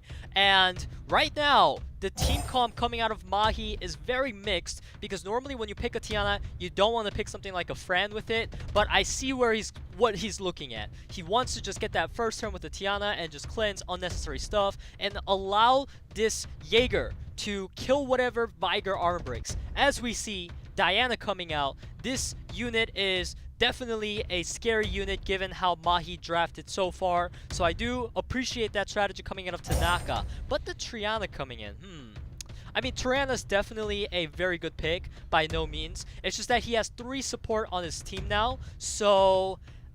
So you ban one of the damage, right? And then there's the Leica coming in last here, the Red Dragon Knight. So you got 2 Dragon Knights. So Mahi's making you choose, which one I assume you want to ban. And then on the other side, you do have 2 different immunities. So, Tanaka TSUBASA is maybe really trying to get that immunity there.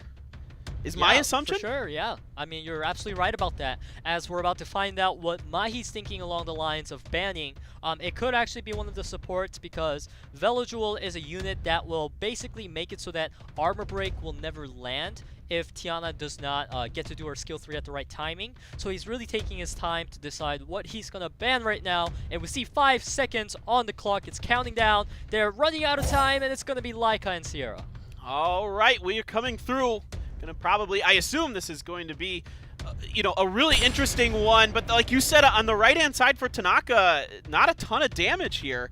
A lot of protection and sustain, but other than Diana, you're not going to be dishing it out too heavy. But the thing is, if Tanaka, my man, is a cheeky guy, he must have his supports all on crit damage, so I still have faith in him. He needs the Bastet armor breaks to land, but he is considering what to do right now. He does go for the Sanctuary regardless of the fact that Tiana will remove it because he wanted to get that first turn, and we see Bastet on Violent Runes, which is very crucial information, and his whole team's just going to take the turns right now, which allows Mahi pretty much to put his opponent in the place that he wants him, and he's thinking about going for the skill 3, and he does end up going for it, meaning no more immunity is going to be around. Viger, this is the chance to perhaps armor break Triana and try to kill her with the Jaeger. Does he believe? No, he goes for the safe play on Bastet. Wants to go for the Bastet, does get the armor break there, and now he gets another turn with the Viger here, going to speed buff.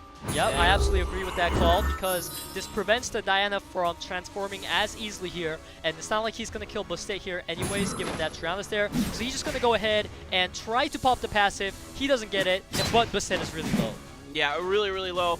Counter-attack there. Okay, Tiana damage coming out. 11k with the attack buff. That Bastet, if she takes a multi-hit here, she's dead. So he needs to consider shielding up, but he does not. And Viger does end up popping it, the Triana's passive, and now Bastet is forced to go for skill 3. All right, here we go. The buffs are up for Tanaka, and now he's trying to just hold on. So far, the advantage in the favor of Mahi right now. And going for the transform. Here we go. He hits the Fran because Fran's the only target with no anti-crit, and now this Diana needs to try to stun the Fran, and he lands it, which is going to allow this Fran to keep those dots on her, which is very crucial. All right, Justice coming. Ooh. Hard damage coming out, even through the shield. It's hard, does Jaeger. All right, AoE coming through. And the armor breaks land on Jaeger. This could look really bad for Viger here, as Diana's about to take a turn immediately after the Viger. So Mahi is in a really rough spot right now. He goes for the armor break on Velodual, but he does not proc. So here's Diana's turn to go pew pew. That's as you like her to see do. She's going to land a bunch of damage there, and then she's going to transform again. We'll see what option he's going to go for. Just keep pushing it down on this Jaeger. This Jaeger so the violent weak. Proc. So weak. You're right, the violent proc as well. Going to go for the Sanctuary, the immunity, the safety play.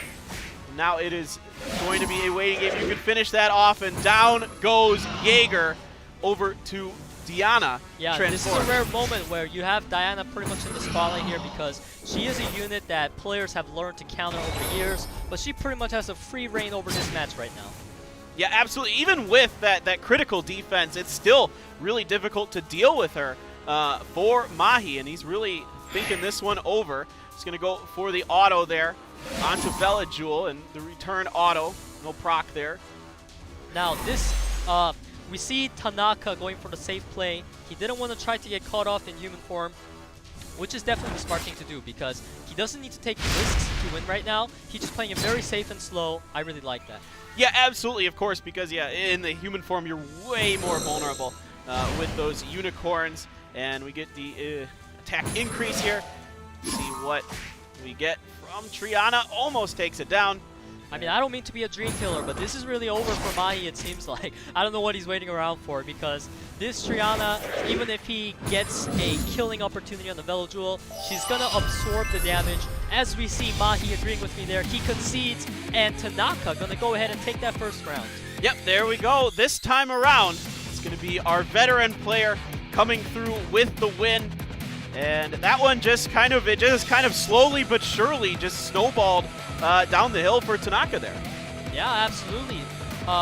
We did see, I would say, a pretty fair draft coming out from both players. They both had a clear shot throughout the match, but it turned out that Tanaka's pre-ban, as well as first picking the Bastet, was on point, because that strategy seems to have crippled his opponent. But keep in mind, this round, Nephthys will be up. Yeah, exactly correct. And this is where it's going to get really interesting for Tanaka. What is going to be his response to that?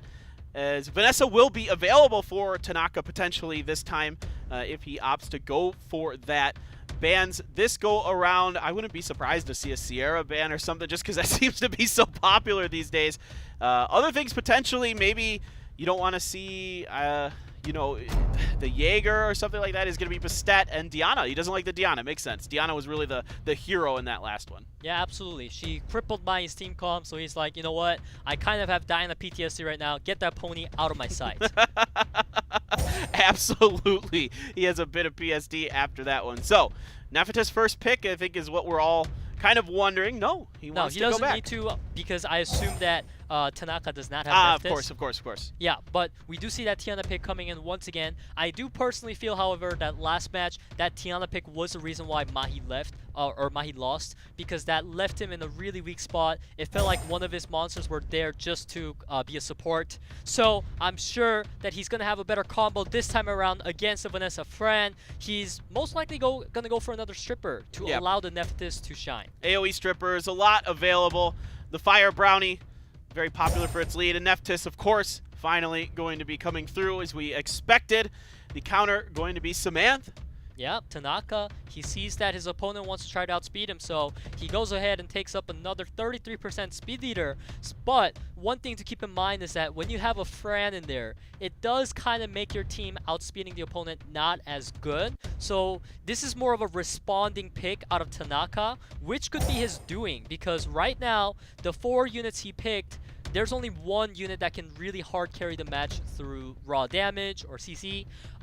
So right now, Mahi, if he picks 2 units that shoves Tanaka into a really bad situation in this draft, I think he might have it. He just goes double Dragon Knight again here at the end. Jaeger and Leica coming in for his picks. He really likes those units. They're very strong, and we've seen it almost single-handedly win matches by themselves. Yeah, I absolutely agree with his picks there. He definitely needed double threat coming in. He does not need a double stripper like we earlier discussed with that Draco, because that unit already kind of just makes the team shine. He doesn't necessarily need even Nephthys armor break to land. As we see, the water fairy coming out here, very, very interesting, because this could mean that we might see a fire brownie ban, because if the Triton is gone and the fire brownie is left up, that water fairy is going to do nothing. All right, well, we'll see if your prediction is correct here. The bans, they're really thinking about this one coming in. A lot of mind games going on here as, you know, the second awakening with that water fairy. Oh, okay, Jaeger and Vanessa. Well, at least he's got Triton up this time, so that will allow the water fairy to not be useless like we talked about earlier. She will be doing a lot in terms of just shutting down units that he does not want to be moving. As we see Triton getting that first turn with the 33% speed leader, he's going to go ahead and go for the silence so that Tiana does not get to do skill 3. However, it did miss on Draco. This is not very good for Tanaka right now. All right, just nothing doing there. Here comes the whistle. You're going to get that immunity up. Oh boy, here comes the guaranteed armor breaks coming out.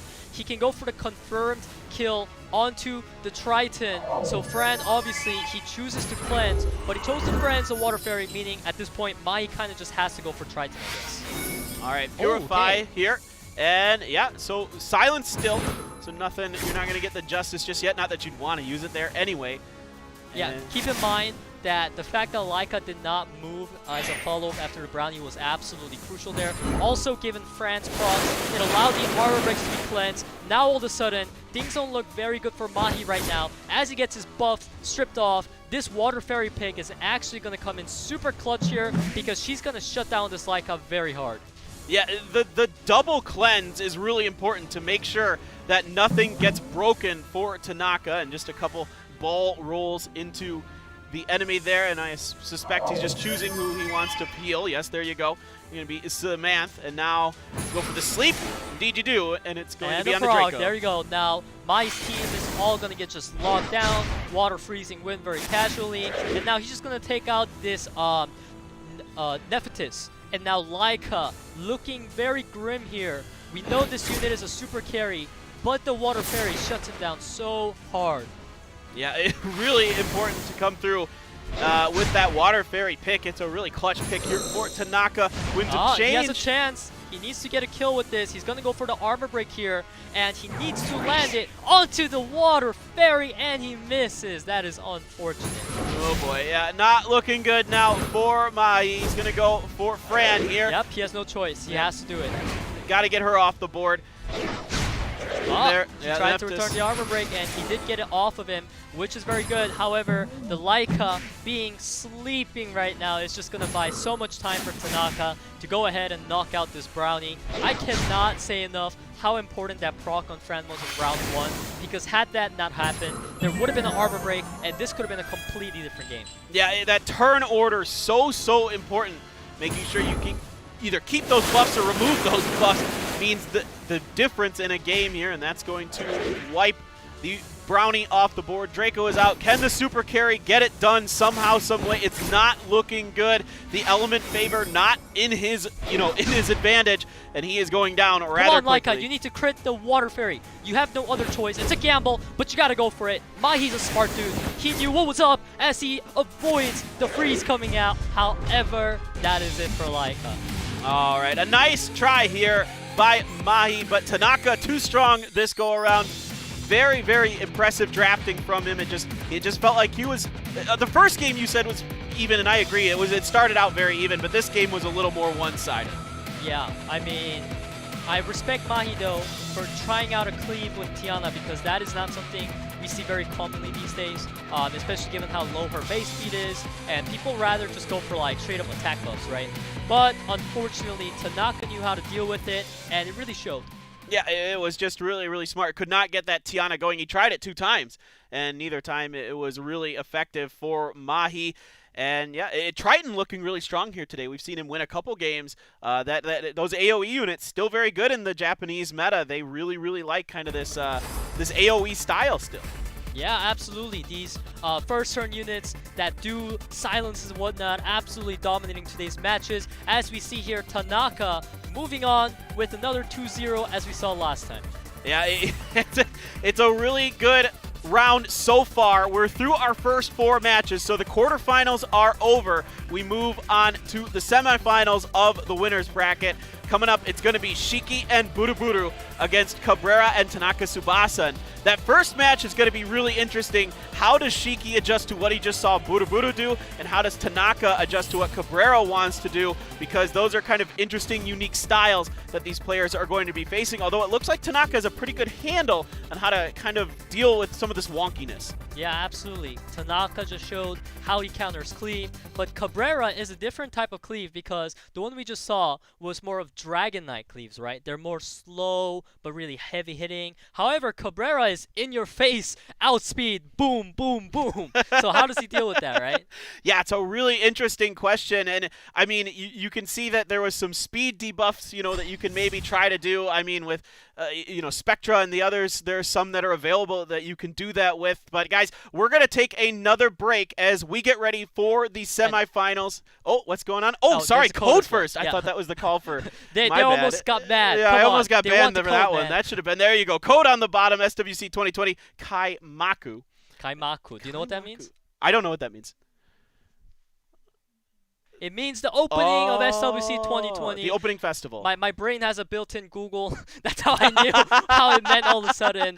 Anyway. Definitely nobody in our ear telling us anything. That's like.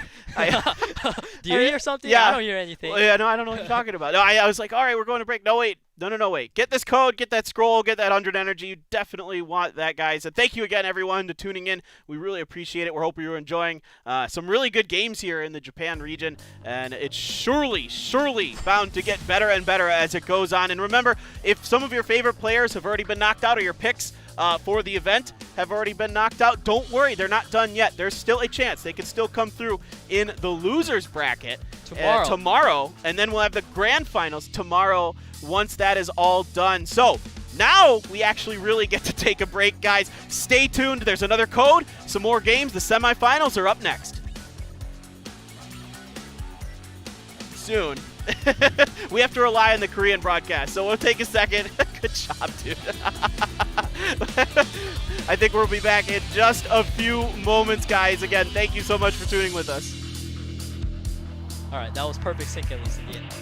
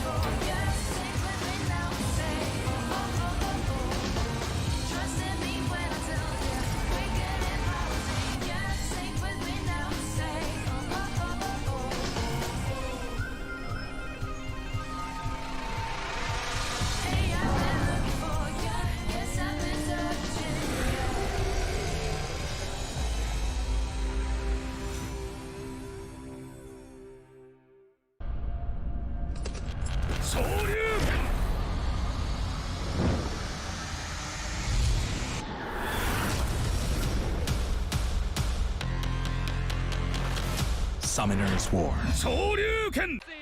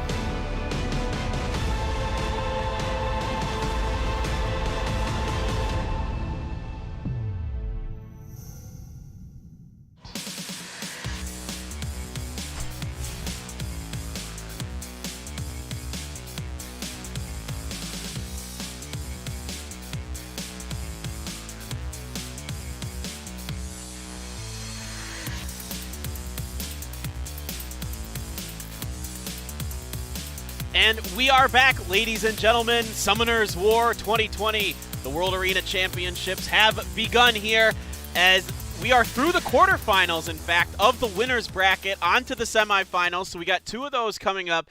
And we kind of said, you know, we were just talking about this off stage here a bit, that we want to see CABRERA versus BURUBURU because we think it'd be a really exciting matchup. We could still get that, but they got to get through. I mean, we don't want to have bias here. I mean, SHIKI is a really interesting player too, and so we might get that kind of dream matchup that we want with those 2 players, but SHIKI has been very good. I mean, he knocked off UTPLAY, and he's a very powerful player. Yeah, every single player, we've seen them show their potential in the beginning rounds, and now we get to see them again. Can you keep that composure? Can you still stay on track, not be tilted, you know? And the main thing to take away from here is that everyone has showed their cards somehow, right? They've shown this strategy, that strategy, so now they know kind of what they're coming up against. So they must really be taking these times right now to prepare. Okay, so this guy likes to do this. I saw him come up with this. Wow, I didn't know he had that. Now they have that extra information on each other. So I'm really looking forward to see how they're going to make use of that and perhaps counter each other. Yeah, I think what's really interesting here, Peter, is like for SHIKI, he came into this and you pointed this out to me, and I thought this was really funny on the sheet. You know, what did you do to prepare for this? He's like, well, I don't even know who I'm playing against, because they asked who are you most scared of. SHIKI's like, I don't even know who else is playing. You see the man SHIKI on the screen. He kind of looks like a dude that's just there to enjoy his life, not really caring about the complicated details. So now, just now, SHIKI learned that he is going to be, in fact, up against BURUBURU, correct? Yeah, BURUBURU. And I think that's kind of maybe potentially in the negative for BURUBURU, because he's probably used to kind of surprising his opponents because they maybe prepared for him a bit and looked at him, and then he comes out with the sniper and the dark, you know, art master out of nowhere, and then SHIKI's just like, yeah, but I don't really care anyway. I didn't look SHIKI's ahead just like, of time. okay, cool stuff, dude, cool stuff. Let me just play my Velojewel. Okay then. So this is like, this is the real life counter to BURUBURU right now. SHIKI, as we see BURUBURU's most picked monsters, we do see very, very common units picked throughout the meta, which we obviously know he does not pick those. This man does not pick those. So this is a lie, ladies and gentlemen. Yeah, this is a lie. This is exciting. I think a really fascinating matchup because, you know, SHIKI kind of a guy who's going to play it by ear anyway, and BURUBURU is trying to spring traps on you. He's got some idea planned, and then he's going to go for it, and a literal snipe composition with snipers, something that, you know, I see from time to time a sniper pop up when I'm battling in the arenas, but not very often. So really exciting to find kind of unique and interesting monsters coming out here. Yeah, absolutely. As we are preparing to get into the matchup here, I feel like the key lies in the pre-bans as well as the first pick coming out. So we are about to see who is getting the first pick, and it seems like it is going to be... I can't tell which one's Gianna right and Hathor there. Yeah, but Gianna and Hathor pre-ban coming out as you mentioned, and... Gosh, do you know which one's on the left? All of a sudden they mixed it up and I'm a bit confused. SHIKI is on the left. I can read a bit of Japanese. So right, SHIKI's on the left, BURUBURU on the right there. So SHIKI going with Sierra first, and then BURUBURU coming in with Daphnis and Barbara. You know, BURUBURU so far very standard in the Japanese meta with what he's picking. Yeah, we've been seeing this response a lot throughout this day here. Gani and Barbara, these two pairs have been very, very popular in terms of being first picked. And now we see the Fran and Daphnis coming out of SHIKI. As we talked about earlier, SHIKI just looks at BURUBURU and he's like, well, you do your thing, I'ma do mine. And we can see that here. Sierra, Fran, Daphnis, a very common lineup and a very powerful one at that. So I really like what he's doing. As we see BURUBURU bringing up the Molly and the Triana, it seems BURUBURU is really keeping it vanilla this time. Yeah, this time around, no surprises. You know, we've seen him use Molly. We know he likes it a bit anyway, as it is, again, very powerful right now. There's Okeanos. Oki, very powerful pick. I do like that. And there's not too much water. There's only Barbara currently. So BURUBURU, he can take this opportunity to maybe pick a water because there's Daphnis and Oki, right? But no, because there's Sierra and now there's also Diana as well. So I really like the element mixed matchup coming out of Shiki. BURUBURU needs to either pull out a surprise or pull out something we know has been consistent throughout the meta and can really carry him out of the situation. Yeah, absolutely. I'm really curious to see what BURUBURU does. I mean, I assume it's going to be something that... Okay. That is a very nice pick. I do like that. Now, keep in mind that there's not a AoE stripper on the side of BURUBURU, so I am 90% positive this is going to be a Fran ban, and he does have Gani Rika, meaning he has what it takes to deal with Oki's reset. He's got the Triana to deal with the Daphnis, as well as the glancing. So we do see the Fran ban coming out and the Rika because Rika's too powerful. Yeah, Rika is nuts. She's that AoE she can do can really just ruin your day when you go up against her. She also has what I find to be the most annoying like skills. Those dolls come out and like make this noise that just tilts me instantly. Yeah, I absolutely agree with you there, which is why you banned it out. As we see the reset landing on Triana, meaning the Daphnis is free to go ahead and just one-shot the Ganymede.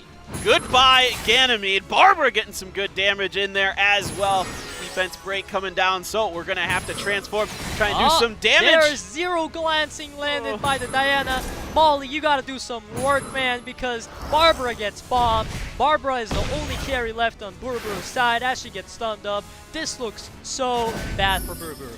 Yeah, and you're right. It's the stun as well, so you're just going to potentially go for, the heal and the shield. You can cleanse there from Molly. Coming through, back into pony form, gets the stun! Again. We talked about how unfortunate the stun was. So Molly's like, hey, let me help you out, Barbara. And there you go. Sit back down. Triana's trying to do something, but she can't hit very hard. There's a bomb missing. That's something. That's true. That's true. That's a big chain. Yep. All right, here we go. The Okeana's AoE getting a couple stuns. Oh my goodness, all 3 stuns in there. Ooh, that proc out of Barbara is going to allow her to finish off the Daphnis, which is very, very good for Buru. As we see Diana once again, this is glancing versus 100 crit. Who wins? Oh, that's actually a lot of glances there. However, his team is stunned up right now, so BURUBURU cannot really capitalize off of this Diana, having not been able to get the full attack. Oh, there's the proc. Or not the proc, excuse me, but the she got to change the form. Yeah. So I got excited. I thought she procced there for a second. I was like, no, wait, that's a unicorn. Yeah, it happens to us all the time, man. And now Sierra, she has another chance to land the bomb, which again misses. But it seems like it's not going to matter too much because BURUBURU's team doesn't really have what it takes to deal with all the threat coming out of Shiki. And Shiki, my man, keeping himself composed, cool and collected. He knew what he was doing coming into it, and it felt like BURUBURU was trying to do some like more responding picks to Shiki rather than pulling out his own crazy style, bringing out a strategy to confuse his opponent. So I feel like BURUBURU maybe should go back to what he's really good at. Yeah, I agree with you there. I was thinking exactly the same thing, actually, Peter. I'm like, well, BURUBURU, Shiki kind of read you like a book here because you didn't do something crazy. You didn't try to throw him off, and he just put you down. I mean, that Ganymede just instantly, first turn, just out of the game. And we see Sierra and Diana pre-bans coming out, very vanilla bans, so to say. We're seeing not a lot of light dark bans, coming through. These guys know that Sierra and Diana have been very prevalent throughout the tourney, so they safely take it out. And I gotta say though, saying BURUBURU a lot, it made me mistake Shiki for Shiki. It has that effect on me, man. It just makes me want to say everything double. It just makes it better. I feel you there. All right, now we are getting the Gianna because it was not banned. In fact, both of the bans from last game being picked up here by BURUBURU and Tyrannus coming through for the support. So a pretty strong composition right now from BURUBURU. I really like it. But then the Daphnis and the Okeanos being counterpicked from Shiki here.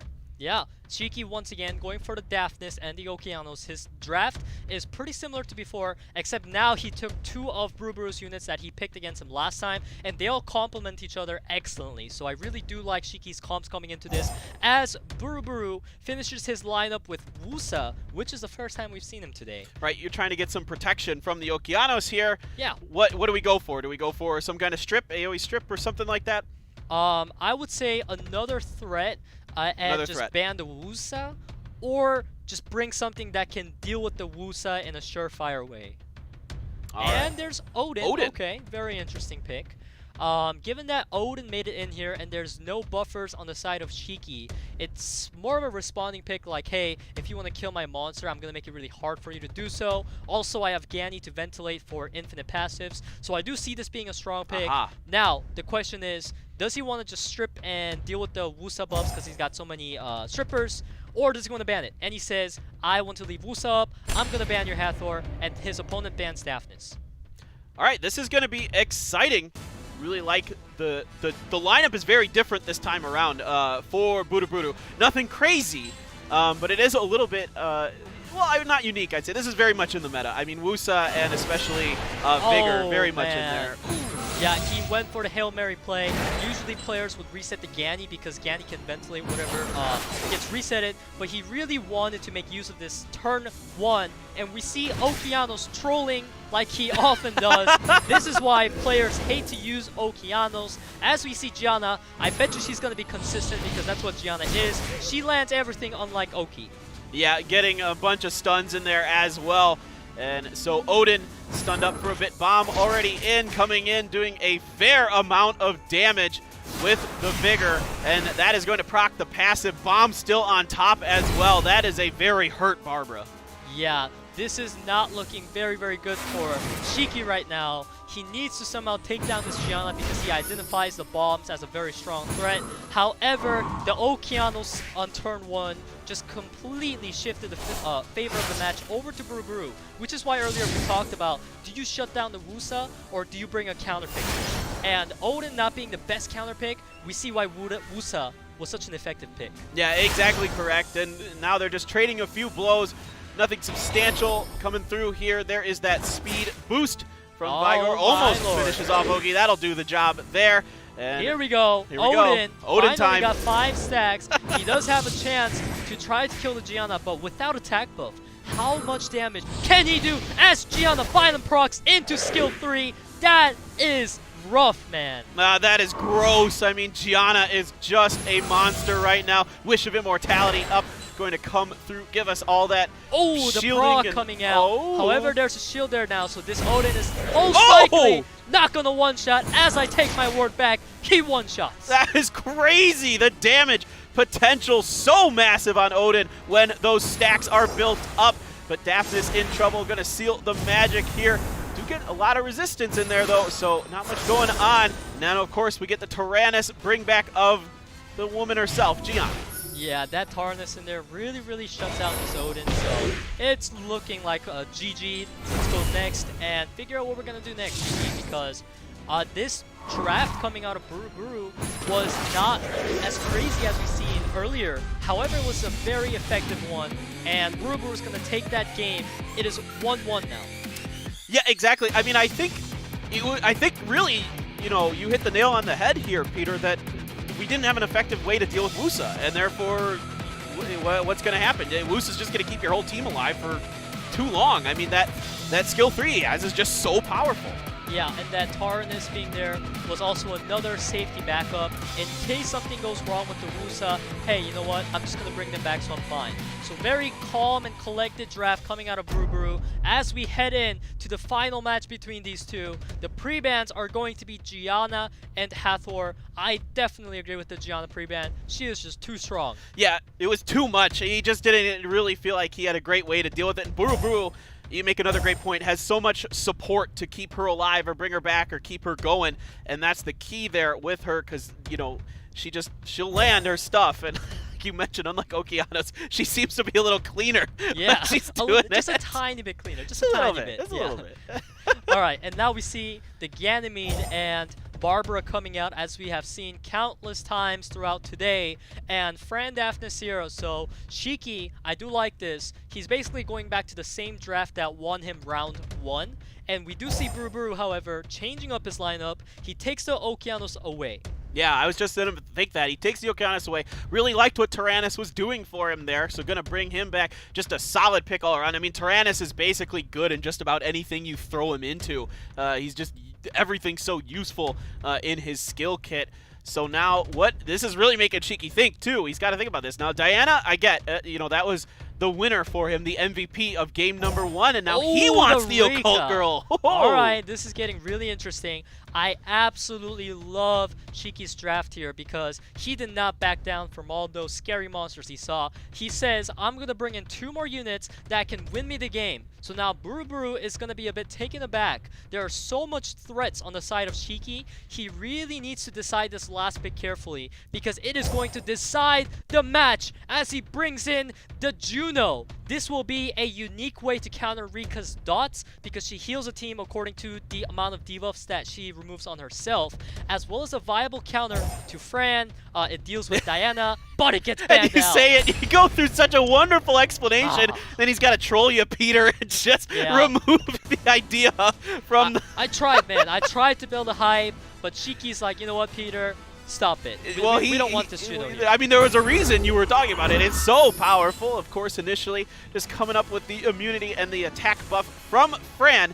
And then it is the Daffy Duck. He's going to do Hellfire in there. Oh! Big damage coming out. And that, ladies and gentlemen, is going to be a dead Okeanos as Barbara, once again, returns big damage. These 2 units we've seen time and time again, and every time they're there, something dies, man. And you can save, and you can bring back Okeanos. That's the nice part about Tyrannus. And you get to save the Ventilate and the Seal of Magic for Daffy. So this is a really strong start for BURUBURU. Yeah, BURUBURU has the Ventilate as well, so he does have the potential of infinite reviving.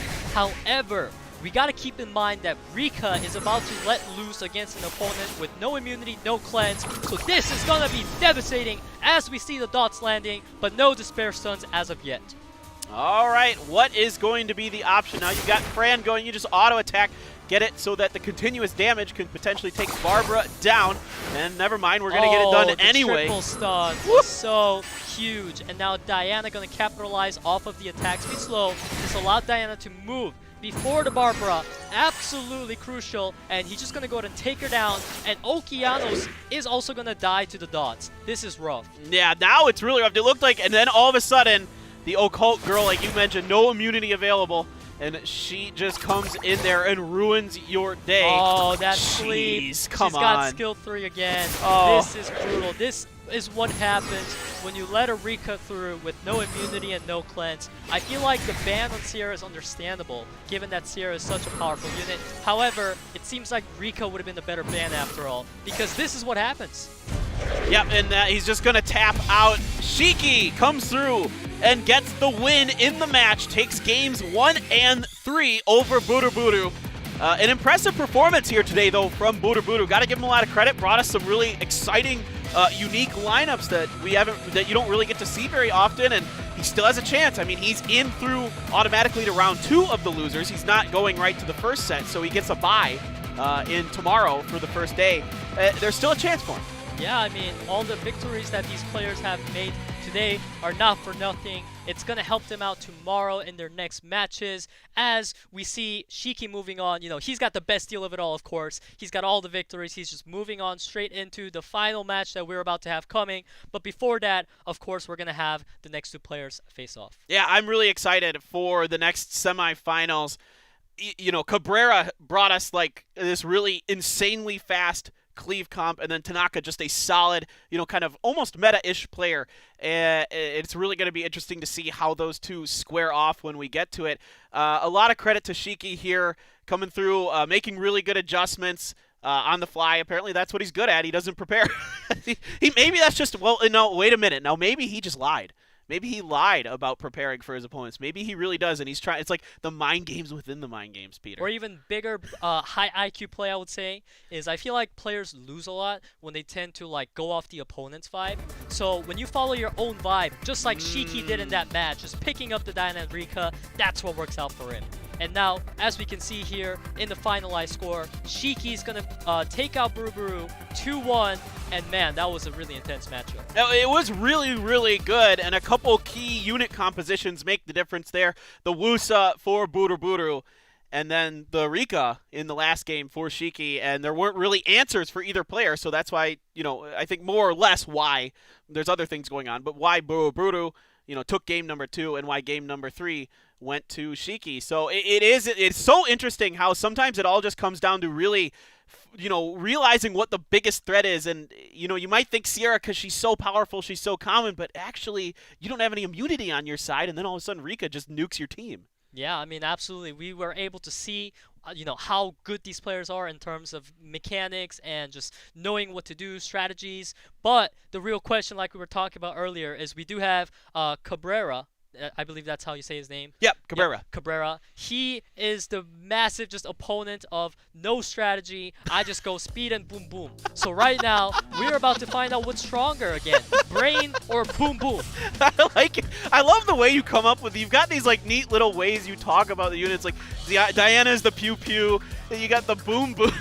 With Cabrera with the cleave comps. And guys, we're getting ready to take another break as we get ready for the second semifinals. Cabrera against Tanaka. This is going to be a really interesting one. We'll be back shortly, guys. Take care.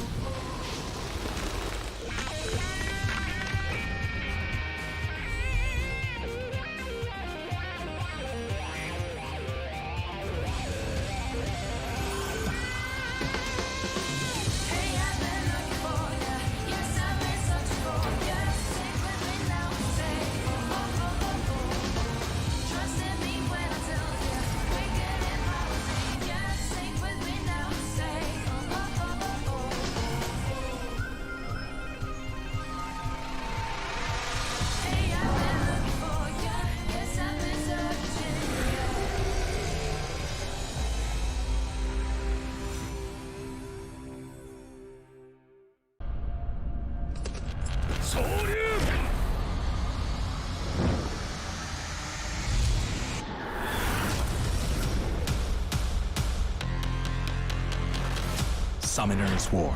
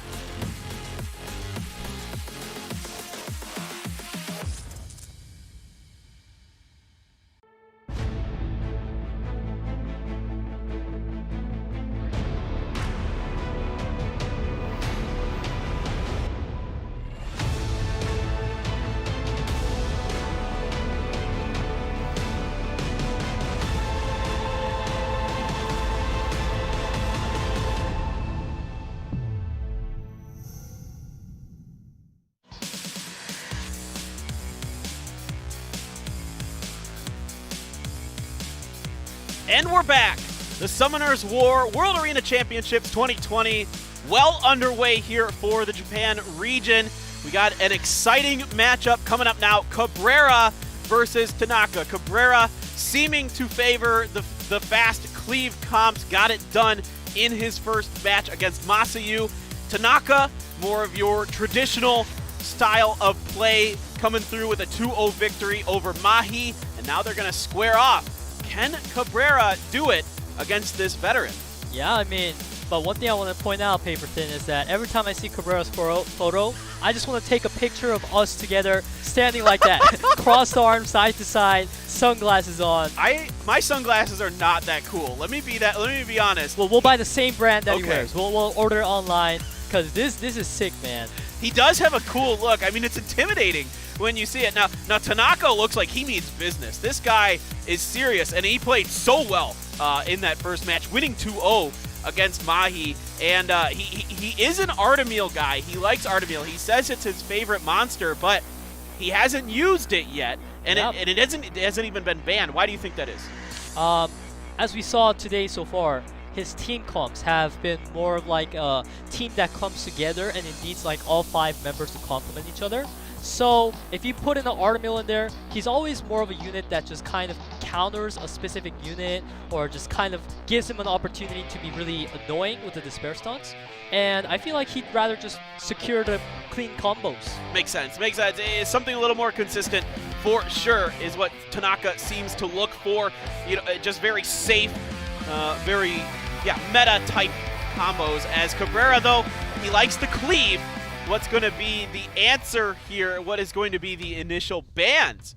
Going to be very, very interesting. Okay, it is Artemil going to be banned and Daphnis. Interesting. I don't recall if we saw Daphnis out of Cabrera earlier because I just saw so much speed and I was so fixated on that. So I was expecting one of those to be banned out. However, I mean, I do kind of respect Tanaka's strategy because this guy's so fast anyways that no matter what you ban, he's probably going to outspeed you. As we see the Bastet being taken away, I do really like that. And we see Cabrera's Okeanos coming out. We know that's one of his fastest units. So right now, Tanaka is wasting no time. He just goes ahead and picks up the speed leader, picks up a Ganymede, which has really good base speed. He is saying, hey, look, I want to try to at least contest you in speed. Yeah, and there's the light dice guy again. Savannah here as well. So we're seeing more and more speed, but here comes the Chiwoo right now for Tanaka. And, you know, that really gives me a big question because Chiwoo, great counter to Okeanos, and then, oh boy. Leo, that is a big no-no for players like Cabrera because that unit just nullifies your runes and makes you the same rune quality as like a Conquer 3 player. No offense to Conquer 3 players, of course, but I'm just talking about the speed difference that comes from his runes, which is going to be nullified. So I say this Leo might be a ban. Yeah, I think that might be what he's thinking. Triton going to be the follow-up here. So what do you ban? I mean, you could ban Sierra, but you do still have Triton for the speed lead. I was expecting Cabrera to go for another speed lead eventually. You kind of have to with his style. You have to hedge your bets in that respect. Otherwise, things can just go bad, but he doesn't want Savannah coming in. That's a really interesting ban. I really like that ban from Tanaka. Yeah, so there's 24 speed leader and 33 speed leader. So on paper, 33 speed leader should outspeed. However, we must remember that this is Cabrera. With that 24, does he outspeed the Bastet? Oh, actually he does not. The Wusa with the insane base speed has been equipped with some of the best Swift runes for Tanaka, as well as the Ganymede. Wow, this guy really grinded his Swift runes, man. No kidding. Those are some really amazing Swift runes. The bomb is there on to Bastet. We'll see if that ends up happening to her. Coming back with the hit, nothing really doing, just the glancing, of course, with the elemental disadvantage there. What is going to be the next step here? He wants to take out the Sierra ASAP, but he does know that the armor break is not going to stick on her because she is a unit that keeps moving and getting turns. So instead, he chooses to go for the armor break on Okeanos, which allowed Wusa to get so much damage off of it. This Wusa is insanely rude. Oh, and they just ventilate the Wusa as well now, keeping things going for our Pioneer. We're over to Triton. Just attack, so you only had the skill 1 available. Now Tableau, he can't really do skill 2 because he's not going to get great usage out of it. So he needs to decide, is he going to go for skill 3 or skill 1? He goes for the skill 3. This is going to give his team another turn here. Triton, we can see he needs 2 more turns, or 1 more turn, and then he does have the skill up. And Okeanos tries to pass back the armor break, and he gets it. That's huge. All right, here goes Sierra. It's her turn to make things happen. And now we're getting the AoE. We're getting that shield and that immunity coming from Wusa as he was ventilated. So that is ready to rock and roll. Okeanos getting weak. Bomb goes off onto Bastet, but survives. Yeah, the shield providing a beefy amount of extra HP for Bastet to take that bomb. And Vanessa still has passive up.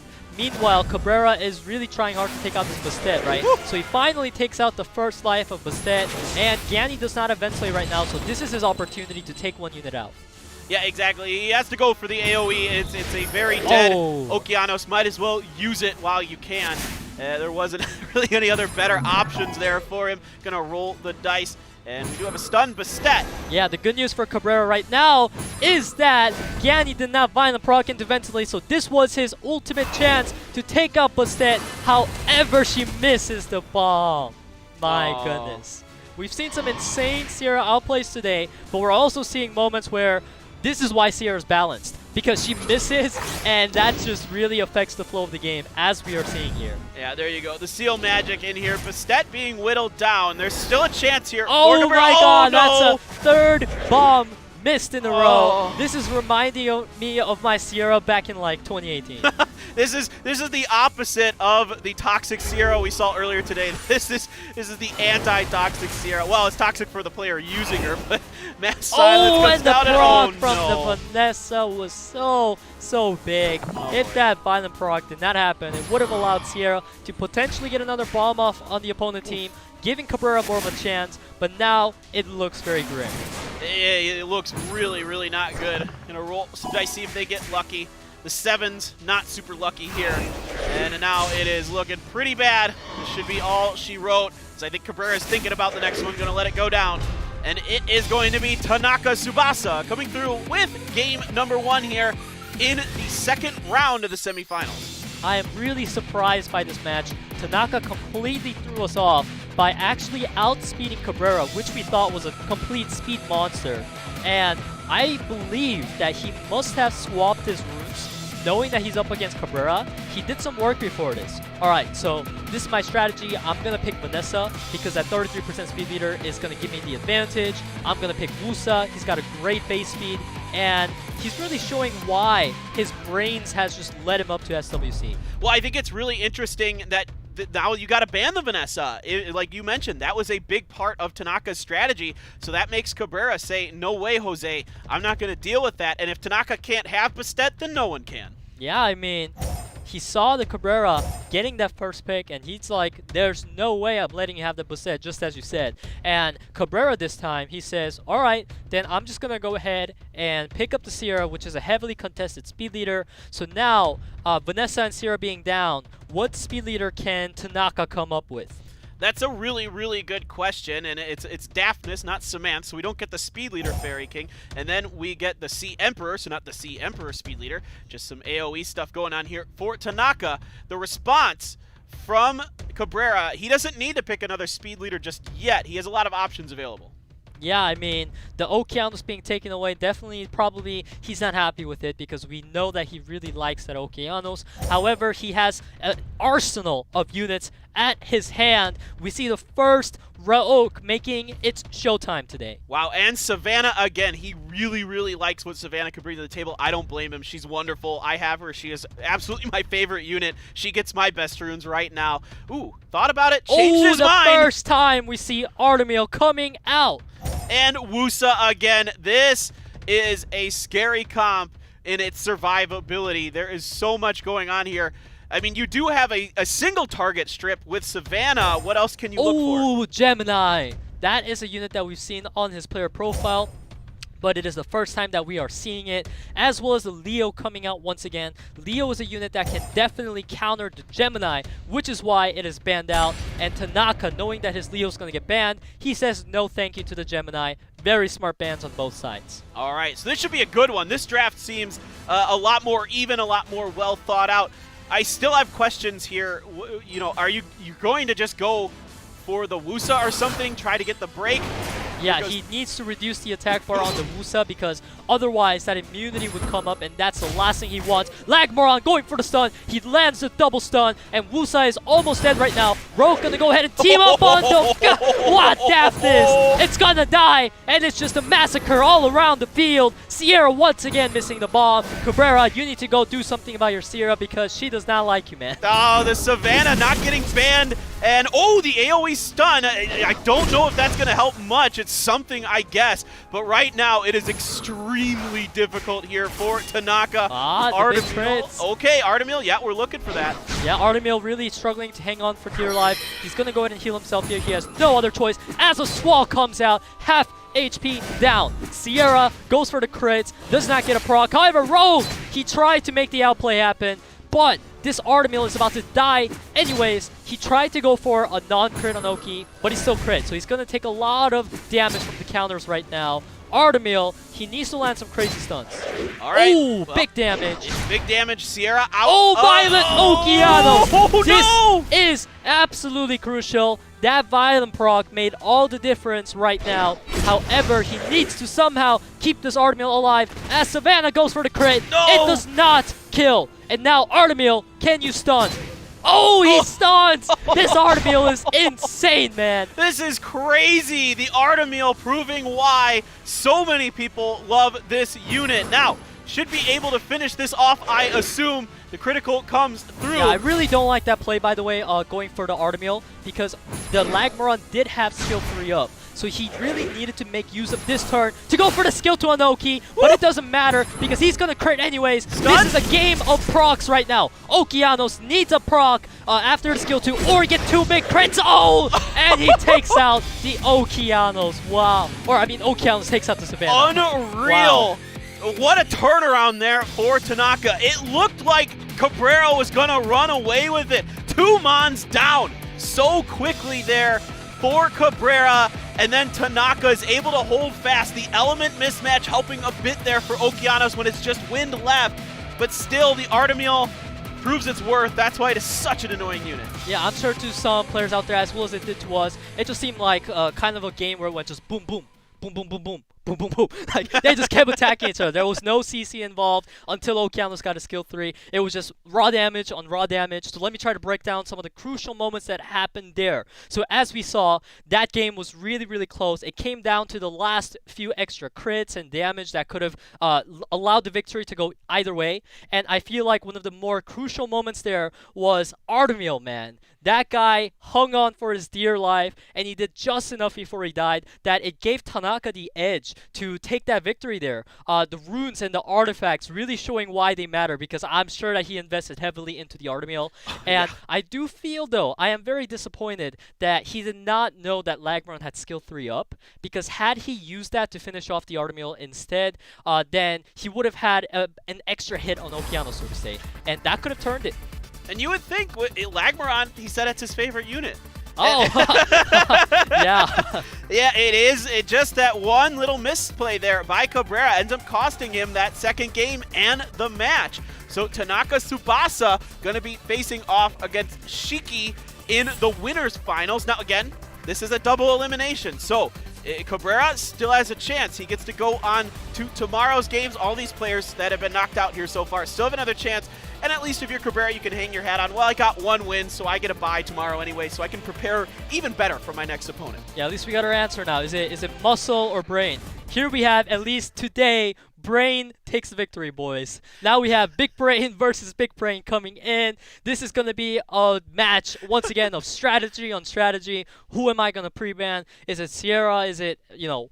I'm very excited, man. Proving once again that nerds do in fact rule the world. That's very true, actually. That's very true. Oh, Tanaka.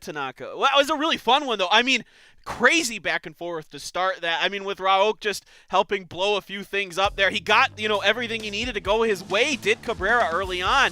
And then it all just started to unravel as time went through that match. And, of course, maybe a slight misstep there with the Lagmaron not using the skill 3. So we have one more game here today. The winners final coming up.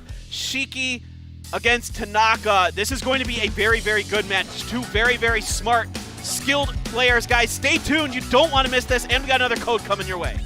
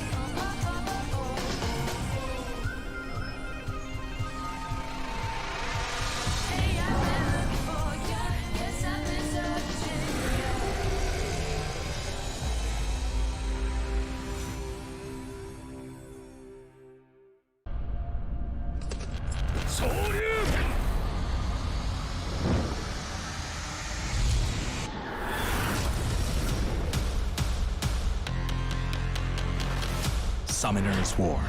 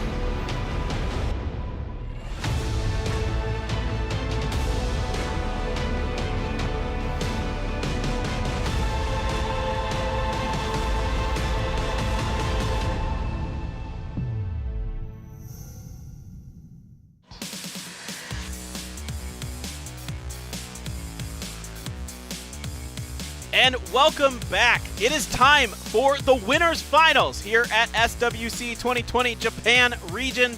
And the winner of this match goes on to the very final game tomorrow. They get to sit back and watch everyone else play if they can win this. It's going to be SHIKI versus TANAKA, who have done a good job handling some tricky opponents. Yeah, we can see in the last pick, we all got to remember the Rika that he brought out because of how strong it was. I feel like SHIKI often goes with the lineup like maybe Fran as the alone support and then 4 really heavy carrying units, which is going to be interesting to see if he starts off with the same type of strategy this match. So if we see Sierra, Fran, Daphnis, we know he's most likely going to pick like 2 really strong units at the end. Yeah, and then the real interesting question becomes, what does Tanaka do about that? I mean, we've seen now why the Artemil can be a real problem and why it might be the choice for the ban going forward. We'll see exactly how this one rolls through. But, you know, Tanaka, he's a solid player and a little bit of luck on his side in that last game. But overall, he's done very, very well. He hasn't dropped a game yet today. Yeah, that is actually a really good point. He is undefeated today. This guy is coming in like a champion, looking to hopefully keep that flawless record. And I gotta say though, the only match where he brought out his Artemil, it must have left a mark, man. You know, it was not just, oh, a unit that sits there and, you know, it's annoying and stuns here and there. It was a unit that massacred. Yeah, so, it really turned the tide of that battle. And indeed, it is going to be the first ban here from SHIKI, and Hathor going to be the one that's coming down from Tanaka. Yeah, SHIKI saw what happened. He doesn't want it happening to him. I don't blame him, dude. Yeah. that was brutal. All right, Sierra being taken away. This is pretty important because we did see SHIKI constantly going with that Sierra, or not SHIKI, but yeah, so we do see SHIKI going with the Sierra opener. I had it backwards, but I got it now. And now it's okay. I can't remember which one is Chiwu and Wusa, so it's yeah, so Tanaka responding with the Fran takeaway, and SHIKI sticking with his strategy. He is going for threats, threats. He doesn't like supports. One support is enough for him, and he puts in 4 really strong carries. As we are seeing here currently, Diana being picked up by Tanaka, which could be a good unit to counter the Barbara, of course. However, it is also going to get countered by Daphnis, so he's going to have to mix some flavors in here, so to say. He brings in the Velodual, meaning Sierra could be potentially useless here. Yeah, exactly. It looks like Tanaka just wants to keep that immunity up and really keep that Sierra at bay. Oh, Vertihal. All right. First time we're seeing that out of, or maybe not the first time. Since the very first match. We saw him in the very first match. I remembered it now. But it's been a long time since we've seen him, and Vertihal has not been like a go-to unit, but he brings it out again here, and I kind of get what he's thinking. I feel like whenever he sees Diana and a bunch of supports, his go-to pick is Vertihal, which is, I would say, a very good strategy to have. And we see Viger coming in with the Molly response. Molly. So Molly was Buruburu's favorite, and Tanaka watched that match and said, okay, maybe I'm going to give that a go. It gave a little bit of, SHIKI some pause. I don't think SHIKI ended up losing to it, but this go around, we'll see what the bans are going to be. Interesting. Diana and Daphnis. All right, so he took out the most scary monster on his opponent's side, so to say, and he let Molly through, which could be bad news for Vertihal, but how we know crit and anti-crit working, crits are usually in the favor, so we'll see how things turn out as Fran gets turn 1, gets the buff for everyone, and now Barbara needs to strip in order to make the Sierra useful, and she lands it. This is absolutely crucial. All right, here we go. Getting the speed boost and the crit defense from Vigor. And you get a couple Baird hits, of course, just speeding everything up. All right, the bomb landing. That's very important. This is going to provide a good amount of damage, and it kills. Wow, 19,000 bomb with no attack buff. That is really, really heavy attack Sierra with great artifacts, man. Yeah, that's insane. Jeez, nailed it on that one. Really well done here by SHIKI. Well executed. Now we're just going into the fast lane, getting some damage done onto Fran. Now we're going to start focusing her down, resisting that second one. Yeah, like I said, Molly anti-crit does not work. Crit always wins, man. That's just how the game goes. You're absolutely right. Another one. Another one. God. A digital turn here. Get the speed boost going. I'm just going to pay attention to if he crits now. That's my sole purpose because I feel like SHIKI has this one.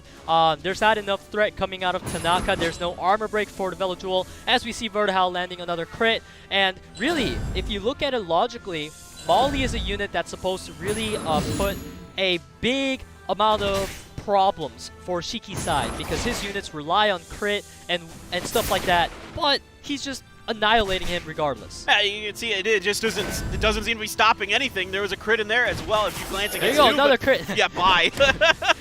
This shows that Molly, yes, she is a great sustained support, but you cannot rely on her anti-crit as a thing when you strategize. You just gotta kind of take it as a little bonus, but don't rely on it. Yeah, it seems like her sustain is more of where she's going to shine.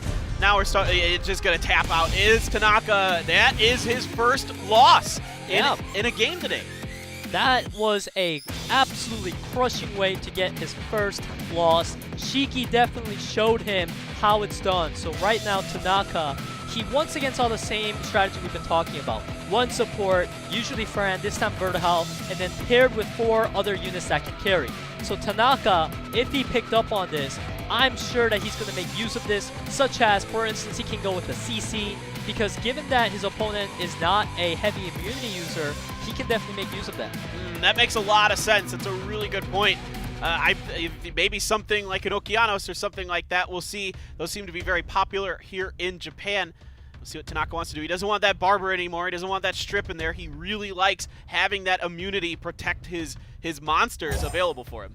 Yeah, and we see the Hathor first pick as we discuss about the potential CC. Tanaka agrees with us on the strategy. He's picked up on it. And now SHIKI, given that he saw Hathor right away on first pick, he's going to respond with a more of a defensive Velodual. Yeah, it makes a lot of sense. And that's kind of stealing that pick away as well from Tanaka. So it kind of has 2 different benefits there.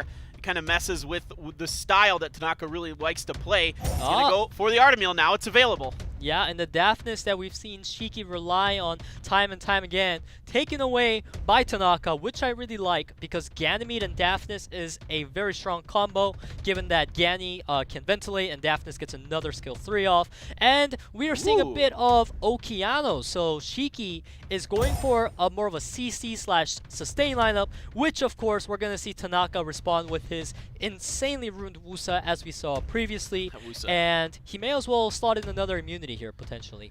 All right, I like it. Let's see what he's thinking. So he could go Fran here. That's still all right, available. double immunity. Yep. That's what we were potentially expecting to see because SHIKI, his only stripper is Velajuel skill 1 and Okeano skill 2 so far. So he may go for something like a Barbara or some type of... Can't do Barbara. Oh, okay. Pre-ban, my bad. All right, that was a very good pre-ban by Tanaka. Yeah, exactly. That's why he banned it. Yeah. Oh, first time we are seeing the Oberon. We've seen this banned pretty much the most against him in the first round that he played. But he never really played it until now. And this Oberon is definitely a pick that makes Tanaka think and be like, I really want to ban it, which we're seeing happen. Yeah, it's just too nuts to have that available. And it's going to be Daphnis banned on the other side. So there is a little bit of strip to help deal with all this immunity, but the sustain is just incredible. Yeah, this is going to be a match of pretty much take down the Artemil, boys. Take it down somehow, because all of those units there are pretty much there to keep that guy as healthy as possible, and Hathor, of course, to be annoying. As we see Okeanos not being consistent, as we pointed out earlier. Fran still has the immunity, so she has no reason to put up skill 3. She just procs, which is actually a bad proc for him, but not too important, as Hathor, she's going to try to go for the skill 2 on Velajuel, and she sleeps. That is insanely crucial. Velajuel, if he does not proc out of this, things could get bad. However, the speed buff is on there, so we shall see if he moves before the Hathor, except Artemil says, sit down, you all get stunned. This is just incredible. The procs coming out big time for Tanaka. Might as well put a sleep on there as well. Why not? Just put salt in the wound here, trying to speed it up, trying to keep things going. But this immunity is just going to be insane here for Tanaka. Fran, another proc. She just keeps cycling the turns. She's going to have the immunity available. And we got to also keep in mind this Wusa landing another sleep. I feel like Tanaka just like greased up his skill 1, you know? They're just so smooth. They all land. It just feels like he's got those, you know, increased percent Another chances. one! Oh my goodness. That's a third sleep this Wusa has done out of like 3 or 4 skill 1s. This Wusa is a sniper. It's a gentle snipe. It's a gentle snipe, but it's still coming. Not as strong as a wind sniper, obviously. Yeah. Oh man. All right. So Artemil's gonna finish off the Okeanos. Yeah, and it's just so difficult for SHIKI to get anything done. Now there is a bit of a window here, but yeah, I mean, Gany's procking, right? And normally you want procs, but this guy doesn't want procs right now, because the more he procs, the more Artemil hits him. It is a really brutal scene to watch.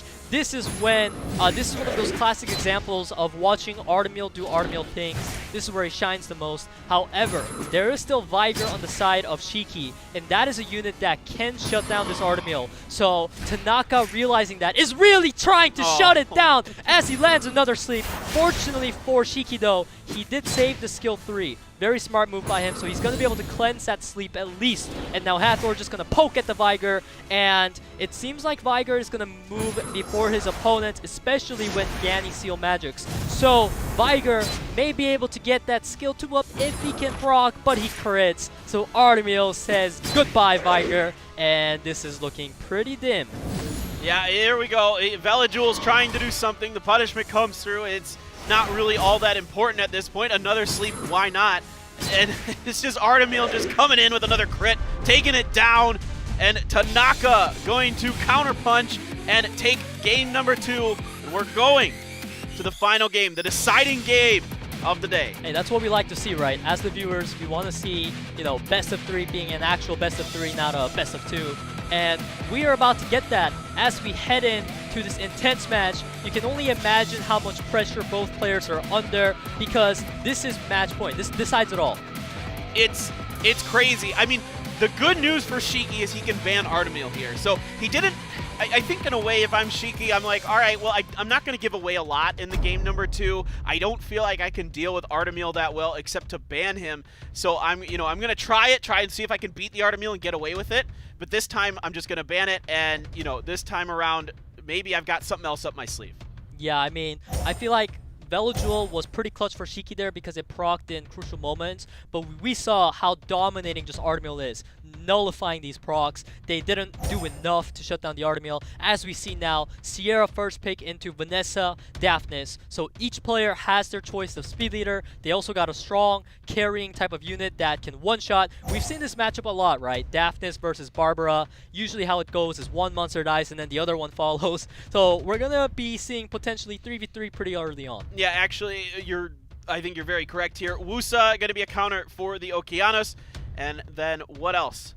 What else is going to be Tanaka? He's really thinking this one over. He really wants to find something. Josephine. It's been a while, my friend. This monster has not been seen as of recent, and it has been picked up exclusively to counter this Okeanos. And it's also kind of neat against Sierra because whenever she detonates her bomb or explodes, it's kind of annoying because Josephine's gonna, get some good stuff off of that. As we see Viger coming in for Shiki with Odin again. This is very interesting. I feel like Odin has been a very popular pick today.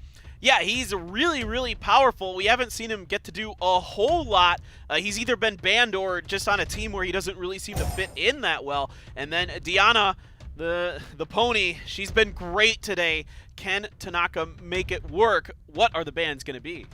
Honestly, there's so many annoying units on both sides of the field that I can't really predict what's going to get banned. And we see the one-punch-man duo, so to say. The units that always made a 3v1 in the beginning, they both get banned out. So this is going to be more of a slow, punching each other type of match, not one shot.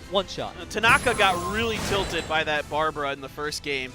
Yeah. And we'll see how this one comes around. Oh, this is a premium Okeanos landing the strip. He did miss the reset, so Vanessa has skills up. However, he mainly wanted to get that immunity off so that he can actually use the Sierra bombs. That Okeanos, man, is really, really coming in clutch for him. Sierra lands a bomb to prioritize off of that. Josephine, she can choose to remove buffs or go for a safe play with the skill 1 on the Sierra. She decides to provoke the Oki into a proc. Unfortunately, no stun. All right, well, what is the answer now with the Vanessa? He's going to seal the fire onto the Oki, take the bomb, violent procs, and now she comes in, finishes the job, and gets a stun. Keep in mind that the bomb resisted there, so the stun did not happen, which was crucial in Vanessa really prioritizing off that violent proc, as we see Odin also getting a proc and taking out the Vanessa in return. Yeah, so some big counter punches coming here, some big procs coming through. In comes the critical. This poor Viger keeps getting stunned. The shield just coming out for the Diana. Keep in mind, Sierra has bomb right now, so if Diana transforms, she will be losing her immunity. Very smart play coming out of Tanaka. He knows he wants to utilize that one turn longer. As we see Sierra proccing out of the stun. That hurts to watch. She's just going to lay out the bomb, but not detonate. All right, and now it's Wusa's turn. Just going to auto. Doesn't get a proc onto that. And now Josephine. Excuse me, not Josephine. That's Viger down there. Oh, Odin with the proc, taking the immunity away. He now has 4 stacks. That is a scary Odin, man. Odin is always scary. That guy, jeez. That is so unfortunate for Tanaka there, as he just lacked 1 damage to kill off the Sierra. However, thankfully for him, Sierra did not have a bomb, so he's just going to go ahead and stun the Viger. Very smart play. I applaud you right now, Tanaka. I like these plays. And now Josephine going for the provoke. Unfortunately, does not land. This armor break needs to land. All right, let's see if he's going to get it. Trying to decide, making sure he likes it. He's going to go for Wusa. All right, decent damage coming out. And, oh, Diana's gone. This is, ladies and gentlemen, I see a Odin solo incoming. Of course, the Viger's going to be there because he's not going to die when there's no armor break. But this Odin has 5 stacks again. He is just the king of the world right now. Yeah, and he's got the crit resistance. Down goes Wusa, incoming with another big attack. Josephine almost down. Shiki is going to take it. What a game there at the end. Back and forth. These two guys put up one heck of a show. Yeah, I guess our takeaway from this is learn from SHIKI, guys. Remember, he said, hey, I don't even know who I'm playing against today, so I'm not sure who I'm scared of. You just gotta come in and do your own thing. Don't worry about others. You know what brought you to SWC. Stick to those strategies, and we see pretty much the winner of Japanese preliminary day 1, SHIKI, 2-1 over Tanaka. Yeah, what a great day from him. It was never easy for him either. He was going up against some really strong opponents. UTPLAY, BURUBURU was coming in there with some unique, kind of surprising things, and he 2-1s it every time. Comes into the clutch with that last game and wins it. Punches his ticket to the grand finals tomorrow here in the Japan region. Tanaka still has another chance. He goes right to the losers bracket finals, and he's going to have to face off whoever comes out of that. But tomorrow, it's going to be another really, really good day. Some really good players all around. Some really fun stuff we got to see here. Yeah, and as we can see in the brackets that we saw just now, actually, SHIKI, every single victory he had was 2-1. So there was no 2-0. Every single match was extremely close. As we see the bracket day 2 coming out here, we'll be seeing UTPLAY and MATSU facing off for match 1. And yeah, take it over. you're a pro at this. No, that's fine. MASAYU and MAHI going up. And then you got to go against either CABRERA or BURUBURU. And whichever one of those comes out of that should be a really interesting losers round 3. And then, of course, you got to go up against Tanaka, who weathered basically just about every storm until he hit SHIKI. And it looked like for a second there he might be able to take SHIKI down. But when that Artemil wasn't available for Tanaka, SHIKI was finding ways to make it happen regardless. And even though that Okeanos went down fast, it was still not that big of a problem there for SHIKI. Yeah, I mean, we saw the Odin coming in, and as you pointed out, which was very true, it was not necessarily a comp built around Odin, right? It was not like multiple buffers, like, hey, I'm going to make sure this Odin gets off his ignore defense no matter what. But in the end, that Odin ended up being such a clever pick because once he eliminated pretty much the biggest threats to Odin, he was able to leave just Wusa and Josephine, which is not going to be able to kill Odin, and Odin just had fun. That's a really good point. Odin can just kind of go ham at that point. What a fun day here, and so many interesting strategies. The Cleve comps tried it. They got through their first rounds, and then after that, it didn't go as well for them. But then the kind of stable stuff. Okeanos really having a lot of success today, I felt like. Diana had some good games. Hey, hold on. Wait, okay. I have something to object against that. Object. I do not think Okeanos had a lot of success Sustained. today. I feel like Okeanos, it was very half and half. Okay, half and There were half. certain matches, if you remember, that Okeanos won 1-1 against, I believe it was Savannah. Yes. Versus CABRERA. So he had some clutch moments and he had some anti-clutch. Yeah. Okay. That really describes him perfectly. He's a I had point some flip. like recency bias going there. He won that.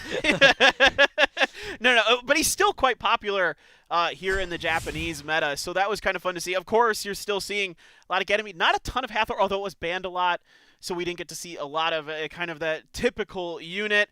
And there you go. There it is, guys. Hisashiburi SWC, long time no see. Yeah, Hisashiburi means long time no see. I know that because I'm a Japanese expert. I told you that before the cast. That's why you know that. All right, he's a true Japanese expert. I give up. He's too smart for me. I know a little bit, but there you go. You get some summoning stones, some more mana out of that. That's really nice. And I tell you what, I'm excited about next week's summoning stones. Like I was telling you earlier, Gani in there, Bastet is in there. I'm like, Two units that was so heavily contested, right? Oh, please, SWC. I want one of those. Well, I'm sure the viewers are with you on that. They're just doing the same thing right now. Yeah, Sierra's in there right now. So if you're looking for Sierra, here's your chance to take a shot at that too. So, but yeah, Bastet and Gani. I really want Ganymede. That one's the one that I'm really kind of got my sights on. So we'll see. And yeah, I'm really enjoying the new update as well. I think there's a lot of really fun new mechanics going on inside of the new dungeons. And it was really hard for me because I really started grinding hard to get to like all the basement 10s. And they're like, haha, basement 12s. And I'm like, haha. Yeah, it really sucks. You know, you really built up hard for this moment. And all of a sudden they take the cookie away and they're like, they put it farther away from you. That's okay, though. It gives me more something to work for. So I'm really enjoying it. A lot of the new stuff. And we got the Street Fighter collab coming up. Bro, I'm a huge Street Fighter fan. Cannot wait. I'm really looking forward to getting me some Chun-Li's and some Dhalsims. Those are my favorite. M. Bison looked kind of cool, even though he's just kind of like a tank, but it still looked really fun. I don't know about you, man, but I'm excited for that collab coming up. The first one for Summoner's War, so definitely getting geared up for that. And we got another set of games tomorrow, guys. Same teams, same time, same place. To tell you the truth, though, I'm not really a Street Fighter fan. Boo. Maybe it's like a generation difference because I never grew up with it. Come on, man. I grew up with Pokemon and Yu-Gi-Oh, that kind of stuff. That's true. Not Street Fighter. I don't mean to like point out your age in front of everyone. Whoa! I see how it is. That's okay. I am old. All right, guys, that's going to do it for us for today. Again, same time, same place tomorrow. We've got the losers bracket and then the grand finals coming at you. Thank you so much for joining us, everyone. Hope you have a great day wherever you are. We'll see you next time. And social distancing. Social distancing. Get away from me. Go away. No. Mask. Get it on.